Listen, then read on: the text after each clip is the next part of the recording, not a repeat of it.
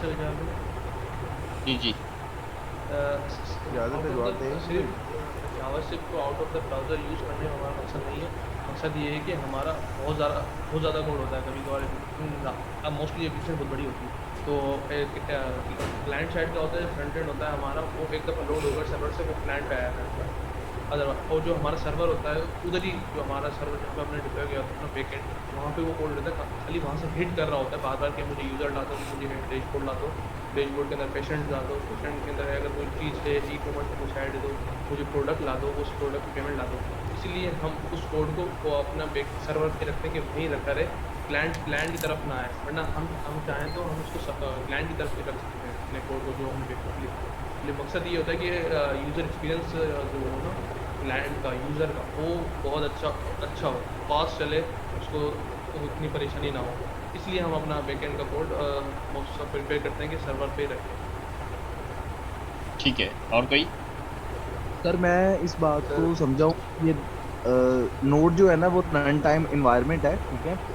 तो जो हमारी मतलब जावास्क्रिप्ट है या फ्लटर, जो डार्ट या फ्लटर पे काम कर रहे हैं फ्रंट एंड में, ठीक है, और पीछे एक्सप्रेस है, तो उन दोनों को लिंक करने के लिए हमें जो रन टाइम इन्वायरमेंट चाहिए ना, वो नोड होगा।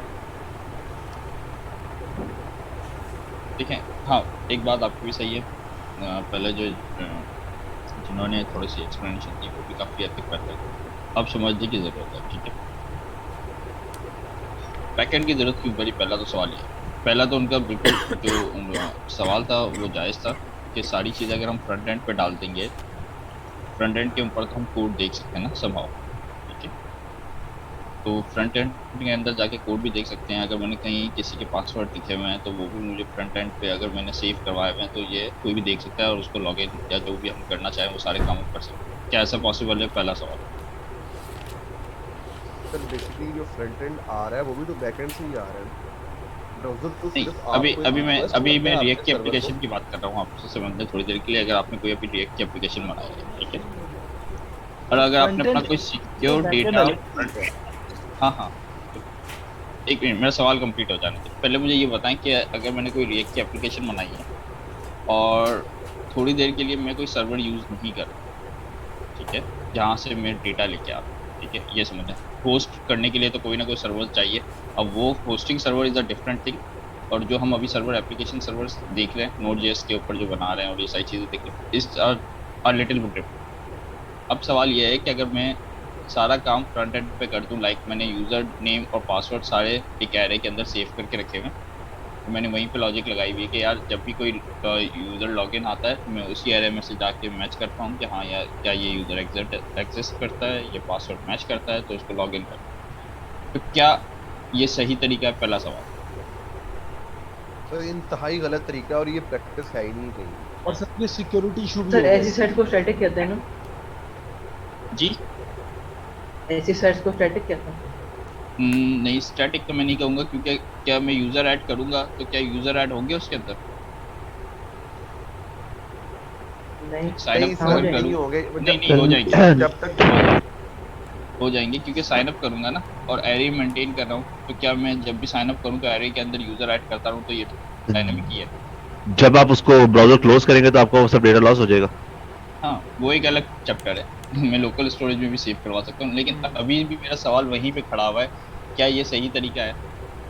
नहीं सर, ये सिक्योरिटी इशू भी होगा इससे। यस। क्यों?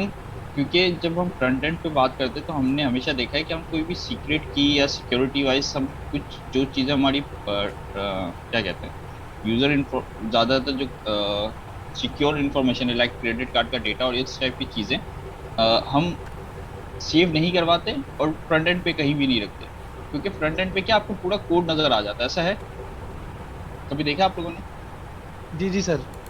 Yes sir. अभी क्लास के बीच में भी देख के सर दिखा कई दूंगा बार मैं। सीएसएस कॉपी किया सर। Yes exactly. तो फ्रंट एंड पे ऐसी चीज़ें नहीं रखते। अब ऐसी चीज़ें कहाँ रख सकते हैं? अब ऐसी चीज़ें कहीं ऐसे सर्वर पे रख सकते हैं जहाँ पे हम उसको सिक्योर रख सके और जो जिसकी परमिशंस हो वही उसको यूज़ कर सके, क्योंकि वो जिस तरीके से ब्राउज़र में हर चीज़ नज़र आ जाती है उस तरीके से सर्वर में हर चीज़ नज़र नहीं आती। तो अब सिक्योरिटी वाइज तो सर्वर पे जाना ज़रूरी था, ठीक है। अब थोड़ी देर के लिए ये समझ लेते हैं दूसरे एंगल से। और सर अब इसीलिए इनका हम सवाल, करते हैं ना। यस, टोकन्स हम इसलिए यूज करते हैं क्योंकि 10 यूजर्स हो सकते हैं ना। अब 10 यूजर ने लॉगिन तो कर दिया, अब 10 यूजर एक दूसरे की पोस्ट को रिक्वेस्ट कर रहे हैं या टू डू की बात कर लेते हैं। मैं लॉगिन करता हूँ और मैं टू डू की रिक्वेस्ट करता हूँ सर्वर पे। अब सर्वर को कैसे पता चलेगा कि ये कौन सा बंदा आया हुआ है, यूजर ए है, बी है या सी है? तो कुछ ना कुछ ऐसी चीज आपको अपने क्लाइंट एंड से यानी फ्रंट एंड से सर्वर पे भेजनी पड़ती है जो कि बताता है कि मैं यूजर ए हूँ, मैं यूजर बी हूँ, मैं यूजर सी हूँ, अब मुझे मेरा डेटा ला के दो। जैसे फेसबुक है, फेसबुक में जब मैं लॉगिन करता हूँ तो जो मेरी पोस्ट्स हैं, जो मैंने काम किया हुआ है, वो सारी चीज़ें मुझे नज़र आना स्टार्ट हो जाती है। अगर आप लॉगिन करते हैं तो आपसे रिलेटेड पोस्ट या आपने जो पेजेस लाइक किए होंगे उसका डेटा आना स्टार्ट हो जाता है। ऐसा ही है ना? तो फेसबुक को कैसे पता चलता है मैं लॉगिन? क्योंकि जब मैं लॉगिन हुआ तो फेसबुक ने मुझे एक आइडेंटिटी दे दी, तो वो आइडेंटिटी मेरे पास फ्रंट एंड में पड़ी हुई है। अब मैं उसको फ्रंट एंड से हमेशा सर्वर पे लेके जाता हूँ और सर्वर को पता है। और ये एक आइडेंटिटी के अलावा और भी बहुत सारे मेथड्स हैं जिसके अंदर सेशंस आ जाती है, कुकीज आ जाते हैं, वो हम फिर कभी डिस्कस करेंगे, लेकिन अभी मेक इट वेरी सिंपल। अच्छा, मुझे लग रहा है कि Node.js थोड़ा सा ना क्विक रिवीज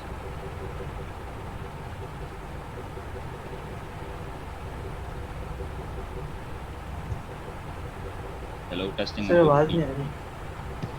मैं कह रहा हूँ कि मुझे लगता है कि Node.js थोड़ा सा क्विक रिवीजन करते हुए AWS की तरफ बढ़ते। क्या कहता है? जी सर ठीक है। सर दोबारा बोलिए कि क्या कहा आपने। सर अपोलो सर्वर वगैरह हम देखेंगे उसको डिटेल में। नहीं नहीं, इस वाले क्वार्टर में तो हम प्योरली AWS पे है। ये Node.js भी इसलिए करवा रहा हूँ ताकि आप लोगों को एक दफ़ा सर्वर का कॉन्सेप्ट क्लियर हो और आप उसको अगर AWS पे बनाना चाहें तो AWS पे भी बनाएंगे हम। जब हम EC2 यूज़ करेंगे तब आप बना सकते हैं। आप खुद बनाइएगा, मैं तो नहीं बनाऊंगा खैर, लेकिन सर्वर का कॉन्सेप्ट क्लियर हो आपको कि भाई क्या मैं सर्वर बना सकता हूँ। तो अगर APIs आप बना सकते हैं, थोड़ा सा CRUD ऑपरेशन कर सकते हैं, तो ये सारी चीज़ें आप कर सकते हैं बहुत ईजी थी। तो हम स्टार्ट करते हैं। गिटहब पे पड़ी हुई रेपो। गिटहब पे रेपो बनाता हूँ, ये वाले कोड की नहीं है, ये वाला भी मेरा पुराना कोड है, मैंने उठाया हुआ है तो मैं बना के देता हूँ आपको, ठीक है? तो ये कम्प्लीटली पूरा Node.js है, ठीक है? लास्ट क्लास में सिर्फ हमने हेलो वर्ल्ड किया था, लेकिन ये हेलो वर्ल्ड से बहुत आगे की चीज़ है, तो मैं यहाँ पे एक एक चीज़ रन करके नहीं दिखाऊंगा। मैं सिर्फ आपको फाइल्स दिखा रहा हूँ, आपको रन करने का तरीका आता है। जैसे ये मैं अभी कौन सी वाली फाइल पे खड़ा हूँ, 01 हेलो वर्ल्ड JS पे। इसको रन करने का क्या तरीका है?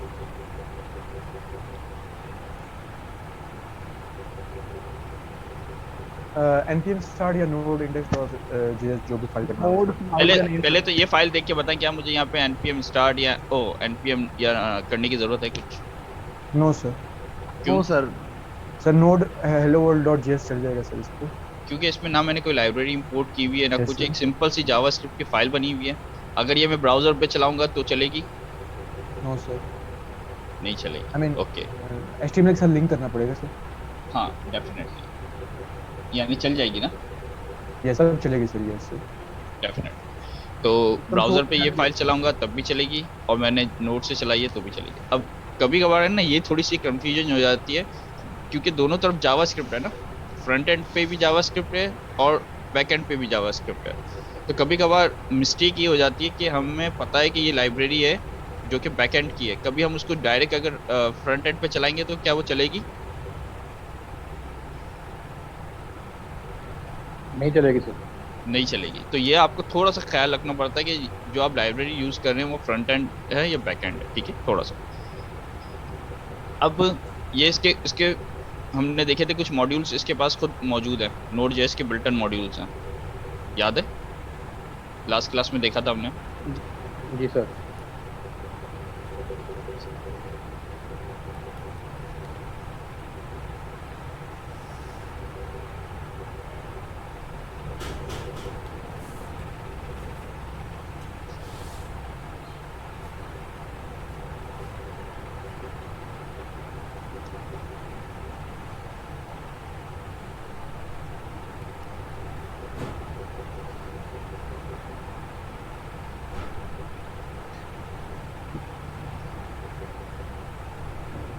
सर मेरा एक क्वेश्चन है कि Node.js और Express ये दोनों कंबाइन होके मतलब कि काम करते हैं, या अकेला नोड जेएस की भी मतलब कि अगर हम काम करें तो उसमें भी हो सकता है? क्योंकि अक्सर का यूट्यूब की वीडियोस आ रही होती हैं जिसमें लिखा होता है कि नोड जेएस से डेस्कटॉप एप्लीकेशन बनाएं, ठीक है, इस तरह। देखिए नोड जेएस क्या है, वो तो एक रन टाइम एनवायरनमेंट है जो आपकी जावास्क्रिप्ट को रन करके दे रहा है। एक्सप्रेस क्या है, एक्सप्रेस एक फ्रेमवर्क है, ठीक है, जो नोड के ऊपर ही चल सकता है। एक्सप्रेस, नोड के बगैर एक्सप्रेस चल सकता है? नहीं सर। नहीं चल सकता, क्योंकि उसको रन टाइम एनवायरनमेंट चाहिए, जो कि हमें कौन प्रोवाइड करता है? हमें नोड जेएस, ठीक है। अच्छा, तो ये देखें, इसके पहले से मॉड्यूल्स मौजूद है। हम एफएस की बात करें तो एफएस इज फाइल सिस्टम। क्या मैं फ्रंट एंड से फाइल सिस्टम को एक्सेस कर सकता हूँ? जी सर, HTTP कॉल नहीं। करके। हाँ, मतलब हमें एक फाइल अपलोड का ऑप्शन ओपन करना पड़ेगा, तब जाके आप कोई भी वेरी स्पेसिफिक काम कर सकते हो। लेकिन अगर मुझे अपने सिस्टम में कहीं से भी किसी भी फाइल को कोडिंगली एक्सेस करना हो तो क्या पॉसिबल है? फ्रंट एंड से अभी बात करते हैं थोड़ी देर के लिए, सोचिए। No sir. नहीं, तो ये काम हम कहाँ से कर सकते हैं?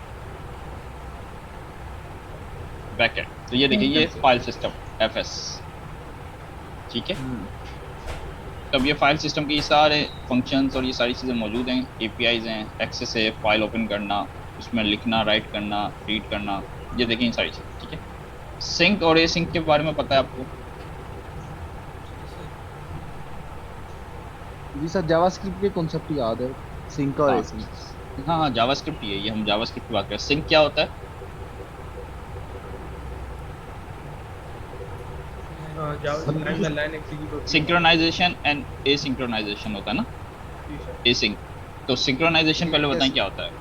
सर एसिंक्रोनस basically एक होता से है ज्यादा ये कि सर जो 1 by 1 चल रहा होता है, इसमें लाइन बाय लाइन रीड करें। ठीक है, क्या एसिंक में लाइन बाय लाइन रीड नहीं करता? अब सवाल है। सर करता है, सर बट सेट जब टाइम आउट तक लगा एक के टास्क रेसिंग कर ले।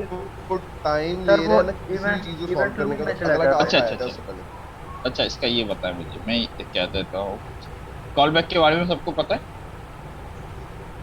जी सर। ठीक है, मैंने ये फोर का लूप लगा दिया और यहाँ पे मैंने लिख दिया भाई कंसोल लॉग 2। सही है क्या? अच्छा, लेट्स से ये मेरे पास है, आई डोंट नो ये। अब क्या होगा? ये फोर से आगे नहीं जाएगा। हाँ, पहली लाइन ये चलेगी और ये इस लाइन पे रुका रहेगा। क्यों? क्योंकि ये कौन सा चल रहा है? सिंक चल रहा है, ऐसा ही है ना। तो ये इस लाइन पे कभी जाएगा? जब तक नहीं जाएगा जब तक ये कंप्लीट नहीं होगा। और मुझे ये बताओ कि जब हम नोड जेएस की बात करते हैं तो लास्ट क्लास में हमने एक चीज़ डिस्कस की थी, क्या थी? Single thread.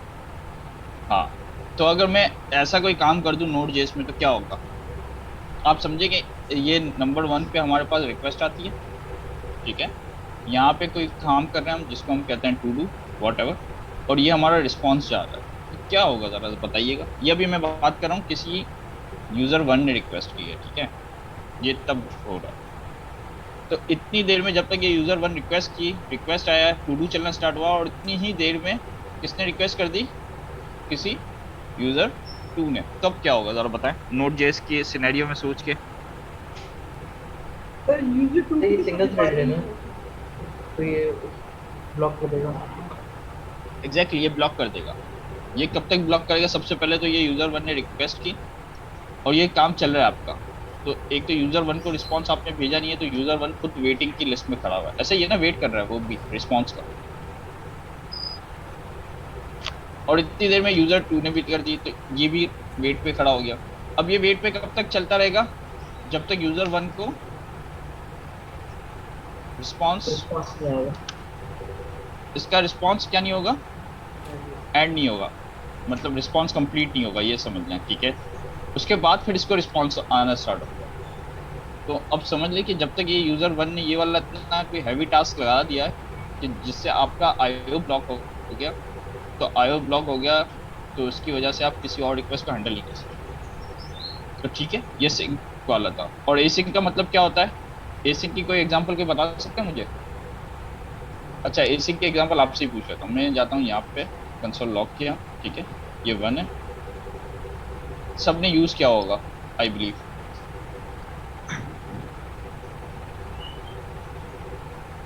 यूज़ किया है फ्रंट एंड पे हम लोगों ने? यस सर, एपीआई कॉल के लिए हम लोग करते हैं। हाँ एग्जैक्टली, एपीआई कॉल के लिए हम यूज़ करते हैं फैच, और भी बहुत डाटा सारी आने में चीज़ें तो यूज़ थोड़ा करते हैं, टाइम लग एक्सियोस, जाता है।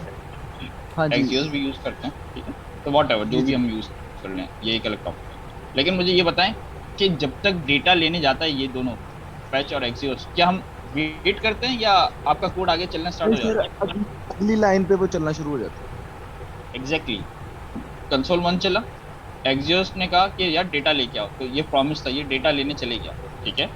और जब डेटा वापस आएगा तो क्या करेगा, ये इसको रिजॉल्व कर देगा प्रॉमिस को, ऐसा है, है। जी सर जी। ठीक है। तो हुआ क्या, 1 चला, रिक्वेस्ट लेने गया, आपका आयो जो ब्लॉक था वो फ्री हो गया। क्यों फ्री हो गया? क्योंकि ये टास्क लग चुका है ना, अब इसको पता है कि जब इसका रिस्पॉन्स आएगा, जब मुझे जवाब देना है। उसके बाद आपका किस पे चले गया, लाइन 2 पे। 3 पे, 3 पे, 1 2 3, ठीक है। लाइन हाँ जी। मतलब कंसोल लॉग 2 पे चले गया, ठीक है, मेक सेंस। सर तो ये मल्टी थ्रेड है। हाँ, ये मल्टी थ्रेडेड नहीं है, मतलब ये सिंक नहीं है, ये क्या कहेंगे हम इसको, ए सिंक। क्या अब यहाँ पे अगर मेरे पास 2 यूजर या 3 यूजर्स आ जाए, यूजर 1 आ जाए, 2 3, तो क्या ये आयो ब्लॉक करेगा किसी तरीके से? एक सिंक में सर नहीं करेगा। नहीं करेगा। क्यों नहीं करेगा? क्योंकि देखिए, रिक्वेस्ट लेने आया, रिक्वेस्ट आई 1 की, पैच लगा, अब आपका जो सर्वर था वो क्या हो गया, फ्री हो गया। क्यों फ्री हो गया? उसको पता है कि ये प्रॉमिस है, जब इसको डेटा मिलेगा तब मुझे क्या करना है, इसको रिस्पॉन्स करना है, ऐसा ही है। तो जी अब सर। ये आया, ये निकल गया प्रॉमिस के लिए, फिर दूसरे की रिक्वेस्ट आई, फिर वो भी निकल गया रिस्पॉन्स लेने के लिए, तीसरा आया, तीसरा भी रिस्पॉन्स। अब जिसका डेटा का रिस्पॉन्स आता जाएगा उसको रिस्पॉन्स मिलता जाएगा, तो आपका सर्वर कहीं भी ब्लॉक नहीं सर ये हुआ। मैनेज कैसे होता है? ये मतलब नोड.js मतलब खुद मैनेज कर रहा है ना, ये अपने पास जावास्क्रिप्ट का एक इसके अंदर पूरा इवेंट लूप का कॉन्सेप्ट है, वो हम फिर इंशाल्लाह क्लासेस के अंदर डिस्कस करेंगे। चले आगे चलते हैं। तो ये देखिए, ये सिंक है, अगर मैं इसमें देखिए लिखा हुआ भी है, रीड डायरेक्टरी सिंक। अब ये क्या करेगा, इस डायरेक्टरी को सिंक करके जो भी फाइल की लिस्ट है उसमें एरे लाके मुझे यहाँ पे दे देगा। चला के दिखाऊं या कर दे? चलो मैं ये वाला कोड रन कर रहा हूँ। कौन सा है भाई ये मुझे बताइएगा, फाइल का नाम? क्लियर है सर। 02, ठीक है। क्या मुझे ये बताएं कि इसमें मुझे npm चलाने की ज़रूरत पड़ेगी, मतलब npm इंस्टॉल करने की ज़रूरत पड़ेगी? क्यों? नहीं सर। पैकेज नहीं क्योंकि ये वाला जो Built-in पैकेज module है है सर। ये बिल्ट इन built-in मॉड्यूल है है। Node.js का। यस,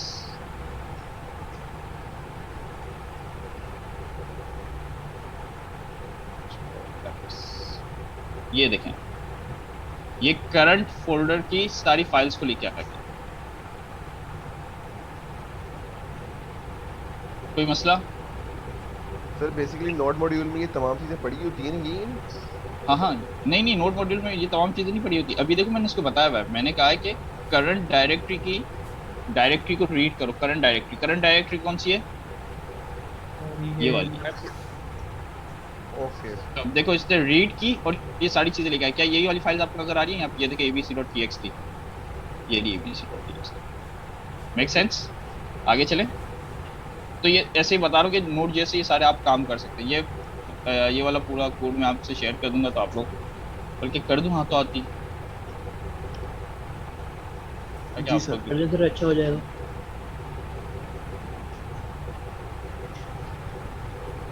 सर अगर हम fs फंक्शन को फ्रंट एंड से कॉल करें, इसके लिए क्या एग्जांपल बनेगी? थोड़ा सा ये clear कर फ्रंट एंड आप थोड़ी देर के लिए सोचो, आप कोई एक फाइल बनाना चाह रहे हो, और वो फाइल 2 तरीके होते हैं, या तो हम किसी क्लाउड पे सेव करवाते हैं, या तो मैं कहाँ पे सेव करवाता हूँ, अपने सर्वर पे। ऐसा ही होता है ना। अभी सर। तक हमने जितना भी काम किया होगा, आई थिंक हमने क्लाउड पे ही सेव करवाया होगा फाइल्स। गूगल क्लाउड स्टोरेज मौजूद है, S3 मौजूद है, तो इस तरीके से। अच्छा, मुझे 1 मिनट दीजिएगा, इसमें यही यूज़ करूँ और इसी के अंदर बना दूँ Q4, तो ज़्यादा बेहतर है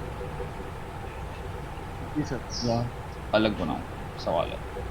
आई थिंक इसी में बना दूँ, ये ज़्यादा बेहतर है।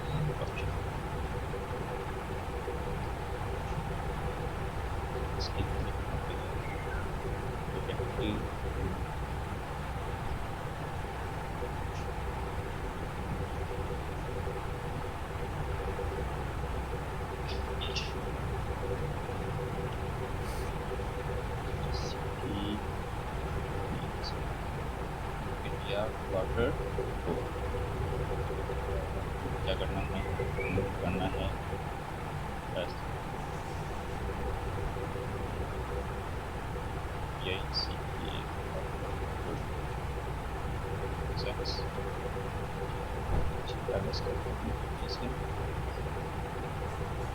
और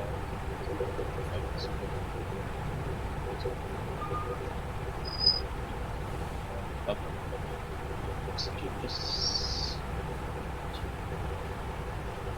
एक मिनट देखते हैं इसके अंदर कहीं।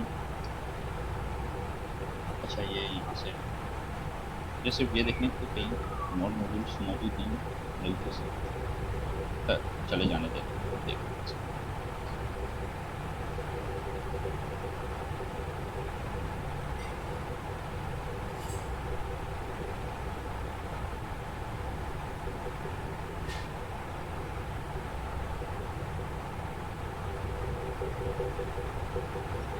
makes sense.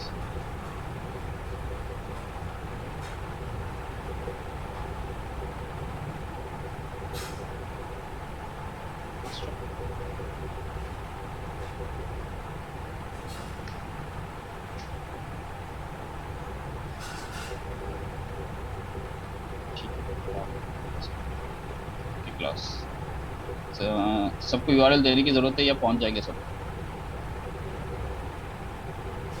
पहुंच जाएंगे। ठीक है, ukutub/PIAC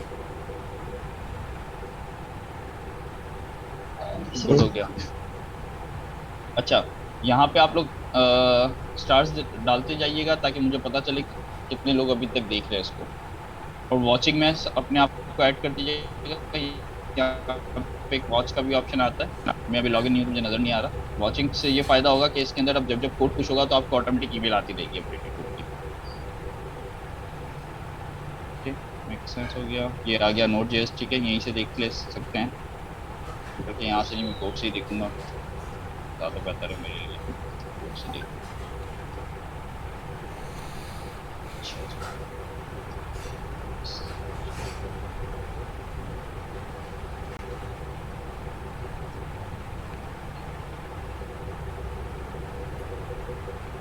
सारा काम ओके, हम तो यहाँ पे रीड और राइट देख ले जल्दी जल्दी किस तरीके से हम कर रहे हैं। हम रीड फाइल कर सकते हैं, हम राइट फाइल कर सकते हैं, और अपेंड फाइल और राइट फाइल में क्या समझ में आता है आपको? फाइल के अंदर राइट फाइल यानी पूरी फाइल को रीराइट करता रहेगा। ठीक है, जब भी आप कुछ लिखेंगे, पहले आपने लिखा ABC, तो अब जब दोबारा रीराइट करने जाएंगे XYZ तो करेगा, पूरी फाइल को रीराइट कर देगा। हाँ, ABC रिमूव करके पूरी फाइल में XYZ आ जाएगा। जब मैं अपेंड करने जाऊंगा तो अपेंड का क्या फायदा होता है, हमेशा वो लास्ट पे ऐड कर जाएगा, यानी आपको फाइल के अंदर अपेंड करना। और रीड फाइल का मतलब रीड करना, रीड करेंगे तो आपके यहाँ पे पूरा का सर एक क्वेश्चन है मेरा, ये सही फाइल सिस्टम। हाँ FS, जी बोलिए। सर ये जब हम फाइल को रीड कर रहे होते हैं तो इसका हम मतलब क्या लें? मतलब हमारे पास तो डाटा ऑलरेडी अब कुछ भी सोचें, मैं यही कह रहा हूँ, ये ज़रूरी नहीं है कि ये आपके पास बैकएंड पे डेटा पड़ा हुआ। अब से मैं ये कह रहा हूँ कि डेली की लॉग्स फाइल बना ली, एक डेटा जमा हो जाता है आपके पास। अब मैं कहता हूँ कि यार ये लॉग फाइल है ना, डेटाबेस में सेव नहीं कर रहा, मुझे फाइल्स बना। अब मैं क्या करूँ? एक तो ऑप्शन होता है ना, डेटाबेस में हम लोग सेव कर रहे होते हैं सारी चीज़ें। तो सर अभी मैं सिंपल से एग्जांपल, हाँ सर देखें हमारे पास कोई भी चीज़ है वो आ तो डेटाबेस से रहेगी, ठीक नहीं है? ज़रूरी नहीं है, ना। अब इवेंट्स जो होते हैं, मैं आपसे कहता हूँ कि मुझे यूज़र ट्रैक करना है कि मेरे पेज में उसने आज पूरे दिन क्या क्या हरकतें की। अब आप क्या करोगे ये बताओ? वो क्या आपके डेटाबेस पे सेव होता है? नो सर, वो तो सर्वर से जाएगा ना, डाटा ट्रैक करेगा, फंक्शन कॉल होगा। हाँ मतलब वही तो कह रहा हूँ ना, तो आप कहीं ना कहीं एक तरीका तो ये है कि आप डेटाबेस में लिख दो, ठीक है। और जो ज़्यादातर जो लोग करते हैं वो ये करते हैं कि डेली की एक्टिविटी की फाइल्स बना लेते हैं, लॉग फाइल्स, और वो ऑटोमेटिक लॉग फाइल्स 30 डेज़ के बाद वो लोग डिलीट करते हैं। डिपेंड यानी करता कि है सर आपको। ये चीज़ें जो हम ये जो इस वक्त हमने सर्वर लिखा हुआ है, फॉर एग्जांपल अगर हम इसको ऐसे ज्यूम करना चाहें कि ये डेटाबेस में नहीं जा रही, ये डेली बेसिस पे या कुछ टाइम पीरियड के लिए सर्वर पर ही सेव हो रही है और वहां से डिस्कार्ड हो रही है। एम आई राइट सर? मैं आपसे, हाँ ऐसा ये समझ लें, अगर थोड़ी देर के लिए ये कहूँ कि मैं कहता हूँ कि यार मैं आपको एक ऑब्जेक्ट देता हूँ, ठीक है, फ्रंट एंड से, और उसको मुझे किसी फाइल में सेव करवाना है, और उस फाइल का यूआरएल मुझे यूजर से शेयर करना है। अब मैं क्या करूँ इस केस में, थोड़ा सा सोचें, आप बताएं। सर ठीक है, सर्वर ही इन्वॉल्व होगा उसके अंदर। ठीक हो गया फिर, थैंक यू। लेकिन मुझे राइट करना पड़ेगा ना कहीं, जैसे फाइल्स अगर मुझे बनानी है, जो ऑब्जेक्ट आ रहा है या जेसन आ रहा है, उसकी अगर मुझे फाइल बनानी है, तो उसको मुझे फाइल बनाने के लिए फाइल सिस्टम यूज़ करना पड़ेगा। डायरेक्टली रीड करनी है, फाइल बनानी है, राइट करना है, अपेंड करना है, व्हाटएवर जो भी। Make sense? सर ये उसी तरह से ना जैसे सी प्लस प्लस में हम अपनी किसी भी डायरेक्टरी में फाइल को जो है कोई भी हाँ TXT बिल्कुल फाइल बिल्कुल बिल्कुल बिल्कुल वैसा ही है, ये वही है, सेम है। फाइल सिस्टम यानी हर हर मतलब सी शार्प ले लें, सी प्लस प्लस ले लें, हमने जावास्क्रिप्ट में ये करके देख लिया। इन शॉर्ट ये पाथ होते हैं इसके, फाइल नेम को पार्स करेंगे तो ये एक पूरा ऑब्जेक्ट बना के दे देता है हमें, ठीक है। ये आप लोग रन करके देखिएगा, फिर मुझे बताइएगा इसके अंदर ये क्या है। कोई जल्दी से बता दे, ये पढ़ के समझ में आता है किसी को? ऑपरेटिंग अच्छा, और उसके बाद क्या हुआ? ऑपरेटिंग सिस्टम से हमने क्या किया? टोटल मेमोरी और फ्री मेमोरी मेमोरी यूज की है। रैम, आप अपनी रैम को कैलकुलेट कर सकते हैं कि क्या आपकी रैम मतलब वही कि टोटल मेमोरी कितनी है, फ्री मेमोरी कितनी है। ऐसा तो नहीं है मेमोरी फुल हो गई है तो अब मुझे कोई नेक्स्ट स्टेप लेना है, तो इस टाइप की चीज़ें भी आप कर सकते हैं। ये वाला काम अगर मुझे टर्मिनल से करना, कोई बता सकता है क्या लिखूँ? जी सर, वो एक कमांड सी है। आई थिंक फ्री था, फ्री माइनस एम, ऐसे ही कुछ था। नहीं नहीं सर वो कमांड -H था सर। फ्री माइनस एच, नहीं फ्री है ही नहीं वो मुझे। नहीं है। ये रहा टॉप के अंदर देखें, ये आपके एवरेज सीपीयू का भी दे रहा है, इसमें बहुत सारी चीज़ें दे रहा है आपको। जो आप टास्क मैनेजर देखते हैं ना अपना विजुअली, जो हमें नज़र आ रहा होता है, ये देखें disk read write, network read write, ये आपकी मेमोरी है और ये आपके प्रोसेसेस चल रहे हैं। तो ये टॉप से पता चलता है। ये शायद लिनक्स में भी चलता है, हाँ लिनक्स में भी चलता है। लिनक्स में फ्री माइनस एम लिख के देखें, किसी के पास है लिनक्स? नहीं सर, लिनक्स में टॉप ही चलता है सर। मैं लिनक्स यूज करता हूँ, टॉप चलता फ्री है। माइनस फ्री माइनस एम या फ्री लिख के देखिए। फ्री पहले फ्री है या नहीं है हाँ कीवर्ड सर, पे? फ्री आ गया, मेमोरी आ गया। आ गया ना, लिनक्स में है फ्री, यही मैं कह रहा हूँ। वो सिर्फ मेमोरी का बताता है, ठीक है। वेल सर सिर्फ ये इसका events काम है। जी बोलिए। मैंने कहा इसका काम सर, हम अगर कोई एप्लीकेशन बनाई है तो क्या इसका काम सिर्फ सिस्टम की मेमोरी बताना ही है? ना ये ऑपरेटिंग सिस्टम से रिलेटेड सीपीयू देख सकते हो, हार्ड डिस्क देख सकते हो, सारी चीज़ें कर सकते हो। ऑपरेटिंग सिस्टम कैसे देख सकता हूँ, इसमें क्या क्या चीज़ें मेरे पास मौजूद है, कैसे देख सकता हूँ भाई? इसकी जरूरत क्या है? और अगर हम बस, इसको बस। वेरिएबल में स्टोर कर लिया है तो अब इसके ऊपर मैनिपुलेशन भी कुछ कर सकते हैं। मतलब आप अपने यूज़र को दिखाने के लिए शो कर सकते हैं। यानी अब ये से एक आपने ऑब्जेक्ट बनाया दोनों से, और वो आपने फ्रंट एंड पे भेज दिया। फ्रंट एंड पे आप अपनी मेमोरी बता रहे हो अप एंड डाउन करके। ये देखें, आपका सिस्टम का अप टाइम बता सकते हैं कि कितने दिनों से सिस्टम चल रहा है। यूज़र की डायरेक्टरी बता सकते हैं, होस्ट नेम बता सकते हैं, लोड एवरेज बता सकते हैं, कितने सीपीयूज़ हैं वो बता सकते हैं। तो ये देखें, ये सारी चीज़ें जो भी ओएस से हम पॉसिबिलिटी यूज़ कर सकते हैं, ये सारी यहाँ पे मौजूद है आपके पास। जिस तरह सर मोबाइल के अंदर हमें स्क्रीनिंग टाइम आ रहा होता है 2-3 घंटे 4 घंटे का, कितनी देर यस। लेकिन ये पूरी अप टाइम है, ये ऑपरेटिंग सिस्टम का अप टाइम है। यानी जब आपकी मशीन अप हुई है तो ये पूरा उसका बता रहा है। अब आप अपने लिनक्स के अंदर भी लिख सकते हैं। आप लिखें अपने लिनक्स के अंदर अप टाइम, तो आपको वो बता देगा क्या होता है ये? Up time. ये देखें, मेरा सिस्टम 18 डेज से चल रहा है। तो आप अपने सिस्टम में अप टाइम के तो वो आपका बता देगा कितने दिन से चल रहा है, क्या चल रहा है, व्हाटएवर। सर्वर तो मेरे ख्याल में 2-2 3-3 साल चल रहे होते हैं। तो इस तरीके से, ठीक है। चलें आगे चलते हैं। सर लेकिन ये होगी सिर्फ रीड ओनली है। हाँ ये रीड ऑनली है बिल्कुल। आप जैसे ग्राफ की बता रहे हो, आपके पास जो टास्क मैनेजर में सारी चीज़ें आ रही होती हैं, तो रीड ऑनली होती है ना सारी। ग्राफ ऊपर नीचे जा रहे होते हैं ना, हार्ड डिस्क के, मेमोरी के, सीपीयू के, उसको आप चेंज तो नहीं कर सकते। सर अगर हम कोई वेब एप्लीकेशन बनाते हैं और उसके ऊपर ये फंक्शनैलिटी देते हैं तो सिस्टम के ऊपर वो वेब एप्लीकेशन ओपन होगी उस सिस्टम का ही बताएगी। नहीं, उस सिस्टम का बताइए, जहाँ पे सर्वर है उसका बताइए। फ्रंट एंड तो आप कहीं भी दिखा सकते हैं ना, मैं कहीं भी बैठ के फ्रंट एंड तो देख सकता हूँ। तो फिर इसका फायदा क्या हुआ? आप अपने सर्वर की अपडेट्स ले सकते हैं ना दोस्त, ये सोचिए आप, सर, बिगर एक पिक्चर एप्ली- सोचे हैं।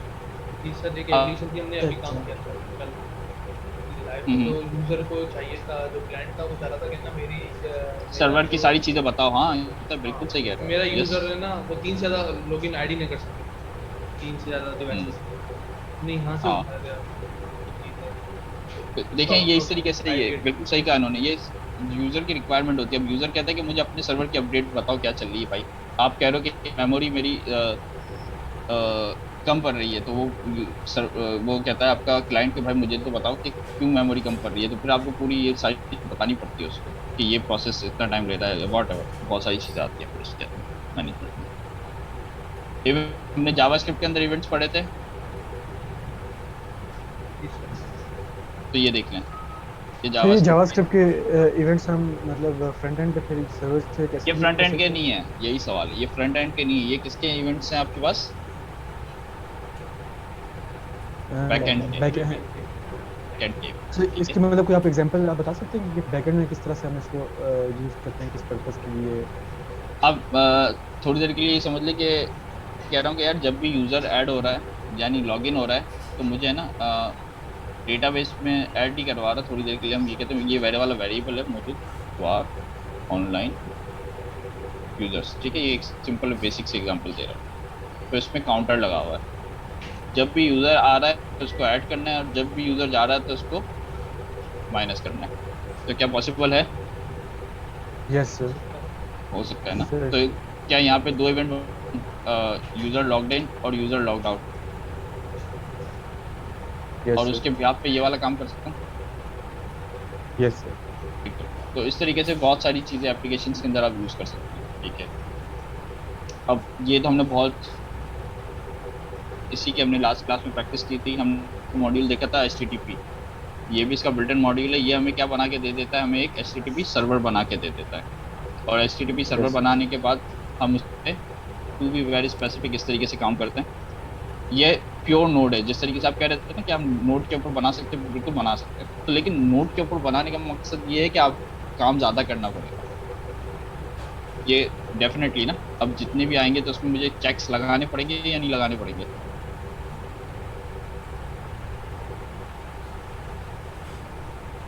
ठीक है, चेक्स लगाने पड़ेंगे ज़्यादा। तो क्या एक्सप्रेस में ये सब नहीं सर, इसकी कंडीशन से नहीं, एक्सप्रेस की बात कर रहा हूँ, ये तो नोड जेएस का कोर मॉड्यूल हम HTTP यूज़ करें, इसकी वजह से हमें ये सारा काम करना पड़ा है ना। लेकिन जब मैंने एक्सप्रेस यूज़ किया था, एक्सप्रेस जेएस, तो क्या मेरा काम थोड़ा सा आसान हुआ था? जी सर। ठीक है, ये क्या कर रहा है, कोई जल्दी से पढ़ के बता सकते हैं मुझे? जो भी आप लोगों ने एग्जाम्पल दी थी ये उसी से रिलेटेड है। आप लोग पूछ रहे थे ना FS क्यों यूज़ कर, थोड़ा सा ये पढ़ के मुझे बता दे जल्दी से। हम HTTP सर्वर बना रहे हैं जहाँ पे हम URL गेट कर रहे हैं रिक्वेस्ट से, जो भी हम हिट कर रहे हैं ना उसका जो ये तो URL console है। HTML फाइल रिटर्न करो। ठीक है, ठीक है। तो क्या अब यहाँ पे मुझे फाइल रीड करने के लिए कौन सा मॉड्यूल चाहिए होगा? FS file. ठीक है, क्या मैं डायरेक्ट दे सकता था यहाँ पे, डायरेक्ट फाइल का नाम दे दूँ? तो सर्वर को कैसे पता चलेगा कि मैं करने क्या जा रहा हूँ? ये फाइल है या टेक्स्ट है उसको तो पता ही नहीं है ना। तब अभी हमने क्या किया, हमने कहा कि यार इस फाइल को रीड करो, और इसका जो भी डेटा आ रहा है ना वो हम भेज रहे हैं कहाँ पे, इसके रिस्पॉन्स के अंदर। अब इस फाइल डेमो फाइल बन क्या है यहाँ पे, ये देखें ये डेटा है, ये इसको रीड करेगा और ये इसको सेंड कर देगा यहाँ से। मेक सेंस, समझ में आती है? एक और एग्जांपल देख लें, ये रहा।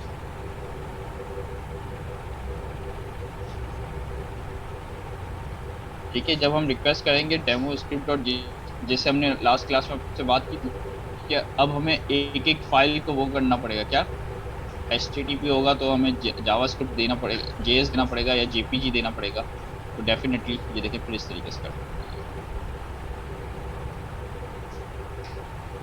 सर ये जो सेशन ट्रैक हो रहा होता है, कहते हैं कि आपने इतने दिन लॉगिन, इतने टाइम के लिए लॉगिन हुए हैं, ये सर्वर स्पेस एक्टिविटी होती है कि डेटाबेस में जा रहा था डाटा से? ये डिपेंड करता है कि सामने वाला मतलब जो आर्किटेक्चर कैसा डिफाइन किया हुआ है। अगर जब ये इस टाइप का डेटा होता है कि जब आपको रखना होता है, तो इसमें दो ऑप्शन होते हैं, हम डेटाबेस में भी रख सकते हैं या तो हम मेमोरी में भी रख सकते हैं। अब वो भी डिपेंड करता है, फिर मेमोरी में रखने के लिए फिर हम कुछ और टेक्निक्स यूज़ करते हैं जिससे अगर आपका सर्वर बंद हो जाए तो आपका डेटा लॉस ना हो। तो बहुत सारी चीज़ें हैं ये। अगर आप मुझसे पूछो, अगर सिंपल अगर मुझे अभी बनाना हो इस स्टेज में, तो मैं डेफिनेटली डेटाबेस में सेव करवाऊँगा उसको। कि जैसे ही लॉगिन हुआ, एक लॉगिन का टाइम उसमें सेव कर दिया, और जब तक लॉग आउट नहीं होगा तो वो वहाँ पे वो आपका जो डेटाबेस के अंदर एक टेबल के अंदर आपकी डेटा पड़ा मौजूद होगा। जैसे ही लॉग आउट होगा तो हम वो, और जब भी आप गेट करने जाएंगे तो हम देखेंगे कि यार अभी क्या टाइम हुआ है और ये लॉगिन कब था, तो आप उससे डिफरेंस निकाल कर आप शो कर सकते हैं। तो ठीक है, ये सिंपल सा एक है, देख लें। सिंपली क्या करने इसके लिए सॉरी, पोस्टमैन इसको चेक करने के लिए हाँ पोस्टमैन यूज़ करते हैं। पोस्टमैन एक यूटिलिटी है जो आप डाउनलोड कर सकते हैं अपने पास, ठीक है। ये रहा, इसको आप अपने पास डाउनलोड कर लें, या आई थिंक इसका एक्सटेंशन भी है, लेकिन मैंने डाउनलोड किया अपने सिस्टम में पोस्टमैन। ये मैंने पोस्टमैन किया, ये रहा मेरा पोस्टमैन। इसको लॉगिन कर लीजिएगा आप अपने पास, लॉगिन हो जाएगा। ये इसका URL का मॉड्यूल मौजूद है हमारे पास, तो ये देखिए। पोस्टमैन चला दो। सर आपके पास कोई ऐसी एक एप्लीकेशन बनी हुई है कि जिसमें कोई किसी वेबसाइट के साथ पूरा नोड अटैच करके हो तैयार की हो, जिसको हमने देखा? मेरे गिटहब पे शायद होगी, मैं चेक करके बता देता हूँ, ठीक है थोड़ी देर। तो ठीक है, ये हमने देखा। सर वो काइंडली पोस्टमैन को इन्वोक कैसे करते हैं, वो उसकी कोई शॉर्टकट की है वो बताएं प्लीज। क्या कैसे करते सॉरी सर, ये जो आप VS कोड के ऊपर से पोस्टमैन को इन्वोक करते हैं ना, तो वो एक सर्च की विंडो आती है, वो कैसे किस शॉर्टकट से आती है, काइंडली बता दें, क्योंकि मेरा हो नहीं पा रहा था। मैंने वैसे तो थंडर से कर लिया था, मगर ये यहाँ से नहीं हो पा रहा था। प्लीज VS से तो मुझे नहीं पता सर, ये आप ये जो हम कर सकते। ओके देखिए, मैंने कुछ भी नहीं किया, ये मैंने पोस्टमैन ओपन किया हुआ है जी। ठीक है, अब हम आते हैं अपने ये वाला ले लेते हैं, ठीक है जी। इसको रन करने का तरीका क्या भाई? सर आपको माइक म्यूट करना पड़ेगा। ओके बस तो ये देखिए, इसको रन करने का तरीका ये है कि जो हमारी ये वाली फाइल मौजूद है हम उसी को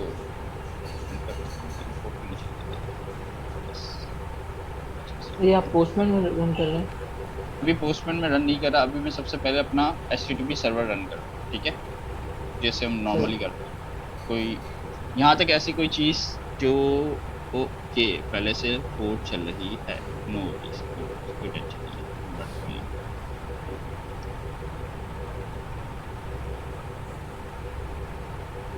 है।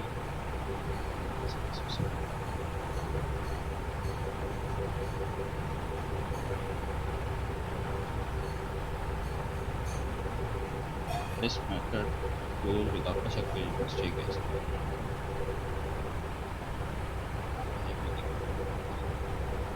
I think sir request dot params dot URL होता है।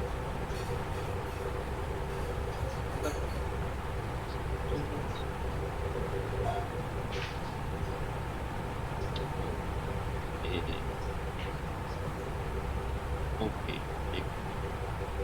ये मसला है इसमें ना, नीचे वाला कोड कम वही कह रहा हूँ, ये ठीक है, हो गया स्टार्ट। अब ये चल रहा है पोर्ट नंबर 0। तो सबसे पहले मैं इसको नॉर्मल ब्राउज़र पे देखूँ, ठीक है, HTTP देते दिस लोकल होस्ट कॉलन 399 तो हेलो वर्ल्ड आ गया। ठीक है, इसका मतलब क्या हुआ, मेरा सर्वर एटलीस्ट चल रहा है। Make sense? ठीक है, अब आगे चलता है। उस फ्रेंड पे आगे कुछ भी नहीं किया मैंने, यहाँ से ये प्लस का बटन दबाया तो एक ये न्यू विंडो ओपन हुई। ठीक है, यहाँ पे कौन सा मेथड यूज़ कर रहा हूँ मैं अभी, गेट। ये मैंने URL जो था मेरा वो मैंने यहाँ पे पेस्ट कर दिया। अब मैं इसको करता हूँ सेंड, तो ये देखिए आगे जो रिस्पांस आना था वही रिस्पांस आया, हेलो। अच्छा, अब इसमें कुछ और भी काम किए हुए हैं वो देख लेते हैं मैंने क्या काम किया हुआ है। अच्छा, API कोर्सेज। ठीक है, अब ये वाला राउट मैं हिट करता हूँ पोस्टमैन से 30 API कोर्सेज। ठीक है, लेट्स सी, ये देखिए ये डेटा आ गया। एरे मौजूद है, एरे के अंदर 2 ऑब्जेक्ट्स हैं जो कि यहाँ पे ये मैंने बनाई हुई है। ये सर पोस्टमैन में बॉडी का मतलब ये कि हमारा ब्राउज़र एक हाँ, जो रिस्पांस आपको वहाँ पे मिल रहा है वो बॉडी में ही मिल रहा होता है। तो ये सी बॉडी प्रिटिफाई, अब इसमें 2-3 ऑप्शन आप प्रिटिफाई करके डेटा देख सकते हैं, प्रीव्यू करके देख सकते हैं, अब और भी है हमारे पास API यूज़र्स है, मैं API यूज़र्स भी देख लेता हूँ। कोर्सेज की जगह हम करते हैं API यूज़र्स, रिस्पॉन्स क्या, तो ये देखेंगे यूज़र्स की लिस्ट है, यूज़र ए यूज़र।